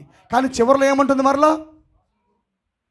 ప్రభువా రాయి దొరిలించమంటున్నావు, చనిపోయిన 4 రోజులు అయింది, లాజరు యొక్క దేహం వాసన వస్తుంది ప్రభువా అని అంటుంది. ఇందాక నీకేం చెప్పాను? ఆ మాటను మరలా పలకొద్దనే సంగమా, నీకు ఇందాకనే బోధించే వాటి గురించి. మరలా నువ్వేమంటున్నావు? లాజరు యొక్క సమాధి వాసన వస్తుంది, అతని దేహం పురుగులు పట్టిందని మాట్లాడుతున్నావు. ఆమేన్. ఎంతమందికి అర్థమైంది? మొదటి రాకడలో జరిగిన ఫాల్టులు అవి ఛాయ్ కాబట్టి అలా ఉన్నది, కానీ నిజ స్వరూపం అలా ఉంటుందా? అలా ఉండకూడదనే ఇవన్నీ, అలా ఉండమాకనే దేవుడు రాపిచ్చాడు. అవి ప్రతి సందర్భం రాపిచ్చాడు ఆయన. ఊరికే వచ్చాను లాజరు లేపాలని చెప్పేలా. మార్త వచ్చింది, రహస్యం వెళ్ళి మరీని పిలిచింది. ఆయన నేనే పునరుద్ధానం జీవం అన్నాడు. ఆమేన్. మరి విశ్వసించి మరి చనిపోయిన వాడు మరలా తిరిగి లేస్తాడు. నాయని విశ్వాసం నుంచి సజీవంగా ఉండేవాడు ఎన్నటికీ మరణించడు. ఇవన్నీ ఎందుకు రాశాడు ఆయన? అక్కడ జరిగిన కన్వర్జేషన్ చాలా ప్రాముఖ్యం. అక్కడ జరిగిన సందర్భాలన్నీ కూడా చాలా ప్రాముఖ్యమైనవి. ఏదో పేపర్ ఎక్కువై రాయిలా, బైబిల్లో రాసిన ప్రతిదీ కూడా చాలా ప్రాముఖ్యమైనవి. ప్రతి సందర్భం చాలా ప్రాముఖ్యమైనది. ఇదేది చాలా ప్రాముఖ్యం. ఎందుకంటే మన జీవితంలో రేపన్నాక జరగబోతున్న పునరుద్ధాన స్వరానికి అలా ఉండబాకండి. మీరు మార్తా వలె ఉండొద్దు. ఆమె ఎన్ని మార్లు చెప్పినా అవిశ్వాసంగానే ఉంటుంది, కానీ రేపన్నాక సంఘం అలా ఉండొద్దు. ఆమేన్. మొదటిగా నేనంటే మీరు నమ్మాలి, ఆ తర్వాత మీరంటే మీరు నమ్మాలి. ప్రవక్త ఏమన్నాడు? ఆయన స్థానం పట్టుకోవటం చెప్పలా. యోహాన్ ఏం రాశాడు? ద రెవల్యూషన్ ఆఫ్ చెప్పాలి మీరు. యేసుక్రీస్తుగా ప్రత్యక్షత అన్నాడు, కానీ ప్రవక్త ఏమన్నాడు? నీవు నీ స్థానం ఎరిగినప్పుడు, వధువు స్థానం ఎరిగినప్పుడు ఆమె ఆయనగా మారుతుంది అన్నాడు. ఆయన ఆమెగా మారాడు, ఇప్పుడు ఈమె ఆయనగా మారాలి. ఆనాడు మనం ఆయనలో ఉండి పునరుద్ధాన స్వరం చేస్తాం, ఇప్పుడు మనలో ఆయన ఉండి పునరుద్ధాన స్వరాన్ని పలకాలన్న. హల్లెలూయా. అర్థమైందా ప్రియులారా? అందుకే విశ్వాసం ప్రబలుతూ ఉండాలి. రోజు రోజుకి ఎలా యథార్థంగా ప్రార్థించాలా. ఆమేన్. కొద్దిగా సమయాన్ని దేవుడికి వెచ్చించడం ప్రారంభించండి. కొద్దిగా పెంచాలి, ఇంకా కొద్దిగా వేగం పెరగాలి. ఏమైనా ఇంకొద్దిగా చీకటి వెళ్ళిపోవాలి సంఘములో. ఇంకా మత్తు, అవిశ్వాసాలు ఇవన్నీ సంఘాల్లో ఉండకూడదు. పునరుద్ధరణ స్వరంలోకి ఎంటర్ అవ్వాలంటే మనం ఎల్లప్పుడూ పరంపర విజయాలతో ముందుకు సాగిపోవాలా. హల్లెలూయా. అందుకే ఆ తర్వాత దేవుడు ఏమన్నాడు, అది జరిగిన తర్వాత లాజరు బయటికి రా అన్నాడు ఆయన. హల్లెలూయా. ప్రవక్త అంటున్నాడు, లాజరు అని పలకకుండా బయటికి రా అన్నట్లయితే ఆదాం మొదలుకొని అప్పుడు దాకా మరణించిన ప్రతి ఒక్కరి పైకి లేచేవాడే అంట. ఏమే, అందుకే రేపు అన్నాక నీకు పర్టికులర్ పేరు కూడా ఇవ్వబడింది. ఎప్పుడు? నిజమైన పునరుద్ధానము జరగడానికి మునిపే. ప్రవక్త ఏమన్నాడు, మరణములో నుంచి సునాయాసముగా రేపన్నాక వధువు లేపబోతుంది అన్నాడు. ఒక అజయ్ సైన్యంగా ఉంటుందన్నాడు. ఆమెను ఓడించే శక్తి ఎవరికి లేదన్నాడు. ఇవన్నీ స్టేట్మెంట్లేనా? ఏమేన్, అంత పెద్ద పదాలు పలికేవు కానీ ఏంటి మా జీవితంలో జరగట్లేదు ప్రభువా అనేది పుట్టాలి. ఆయన పలికిన ప్రతి ప్రవచనం రైటేనా? ఎస్, ఆయన భవిష్యత్తుని చూసే ప్రవచించాడు ఆయన. కానీ ఏంటి ప్రభు ఇంకా మా లోపల మేనిఫెస్టేషన్ అవ్వట్లేదు? మాలో ఏమైనా లోపం ఉందా? మా సమర్పణ లోపమైందా? మా భక్తులు ఏమైనా వెనక్గా ఉన్నామా? ఏమేన్, అవన్నీ మాకెందుకు జరగట్లేదు ప్రభువా అనే భారముతో, అనే రెస్పాన్సిబిలిటీతో, ఇది నాది ప్రభువా, ఇది నా స్వాస్థ్యం ప్రభువా, నాకు చెయ్యి ప్రభువా, నా జీవితంలో జరిగించిన ఆయన అనే భారంతో ప్రార్థించాలా. అప్పుడు ప్రవచనం మీలో నెరవేరుతూ ఉంటాయి. ఏమేన్. అందుకే రేపో మాపో మరణాన్ని కూడా లేపే శక్తి మనకుంది. మరణములో దేవుడు కొంతమందిని కావాలనే ఇరికిస్తాడు ఆయన. ఐతిక్కిని ఆయనే మరణింపజేశాడు ఫర్ ద పౌలు కోసం. కొంతమందిని బ్రదర్ బ్యానం మహిమ కోసం అక్కడ పెట్టాడు ఆయన. బ్రదర్ బ్యానంలోని దేవుడు మహిమపరచబట్టానికి. ఏమని కొంతమంది నీ కొరకు నా కొరకు ఉంటారు. దేవుడే కొంతమందిని చంపుతాడు ఆయన. ఎందుకు? నువ్వు లేపడానికి. ఫలానా సహోదరి వచ్చి చిన్న ప్రార్థన చేసింది అయ్యి, అంతే. నేను అప్పటికీ నా ప్రయాణంలో సగం దూరం దాకా వెళ్ళిపోయా, కానీ చిన్న ప్రార్థన చేసింది, నేను వెంటనే లేచి కూర్చున్నా అనే సాక్ష్యాలు రావాలా. ప్రవక్త అన్నాడు, అది గట్టిగా కూడా కాదంట, వామ్మో సహోదరి లేపింది అని కూడా కాదంట, మొన్న కూడా లేపాలేపా దీనికి ప్రచారం చేస్తామంటాం అన్నట్టుగా ఉండాలా. ప్రవక్త అన్నాడు సునాయాసం అన్నాడు ఆయన. మరణం నుంచి లేపుడు సునాయాసమా? అవును సునాయాసం. ఆయన కూడా లేపలేదు కానీ దేవుడు ఏమన్నాడు, నేను చేయి క్రియల కన్నా మరెక్కువ చేస్తారన్నాడు ఆయన. హల్లెలూయా. ఆయనగా తన పరిచర్యను అణుచుకొని ఆయన ప్రభావం మొత్తం నీకు ఇస్తున్నాడు ఆయన. నా వధువు మరలా తిరిగి లేపవలసి ఉంది, నా వధువు మరలా పునరుద్ధరణ ఇవ్వవలసి ఉంది. ఎందుకంటే దీన్ని కొనసాగమని తర్వాత చెబుతా. ఎలా చెబుతానో తెలుసా? ఆరంభంలో చెబుతాను ఆ విషయం మీకు. ఎందుకంటే కొద్దిగా టచ్ చేసి వెళ్తారు. ఓకే, ఏమంటారు? ఆమేన్. ఎందుకు పునరుద్ధానము ఆయన ఇవ్వాలని ఇష్టపడుతున్నాడంటే, కయ్యను హేబేలు చంపాడా? మామూలుగా ఆదాము శక్తిమంతుడే ఇది వరకు, హవ్వ శక్తిమంతురాలే. పడిపోయిన తర్వాత ఆదాము హేబేలు చనిపోయాడని వాళ్ళు విన్నప్పుడు వాళ్ళు ఏం చేయలేకపోయారు. వాళ్ళు, నా కొడుకు చచ్చిపోయాడా, నా కొడుకు మరణించాడా, దేర్ ఈజ్ రిజరెక్షన్. ఆనాడు నిజానికి ఆమె మాట్లాడితే వధు స్థానం ఏంటి? మరణంలోకి వెళ్ళిపోయినా స్పీక్ చేస్తే మరలా రిజరెక్ట్ అవ్వాలా. ఏమేన్. దేవుడు ఖచ్చితంగా ఆ స్థానాన్ని తీసుకొని వచ్చి, ఏమేన్, వాడు చంపినా సరే పైకి లేవనెత్తగల సామర్థ్యం తేబోతున్నాడు ఆయన.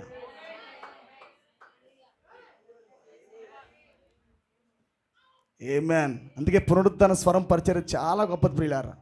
దానికి ఎంతో డెడికేషన్. చెప్పాను, గుర్తున్నదా? 10 నాణెములు కాపాడుకోండి. ఎందుకని క్యారెక్టర్ విత్ పవర్, దీనితోనే ఆ పరిచర్య ముడివేయబడి ఉంది.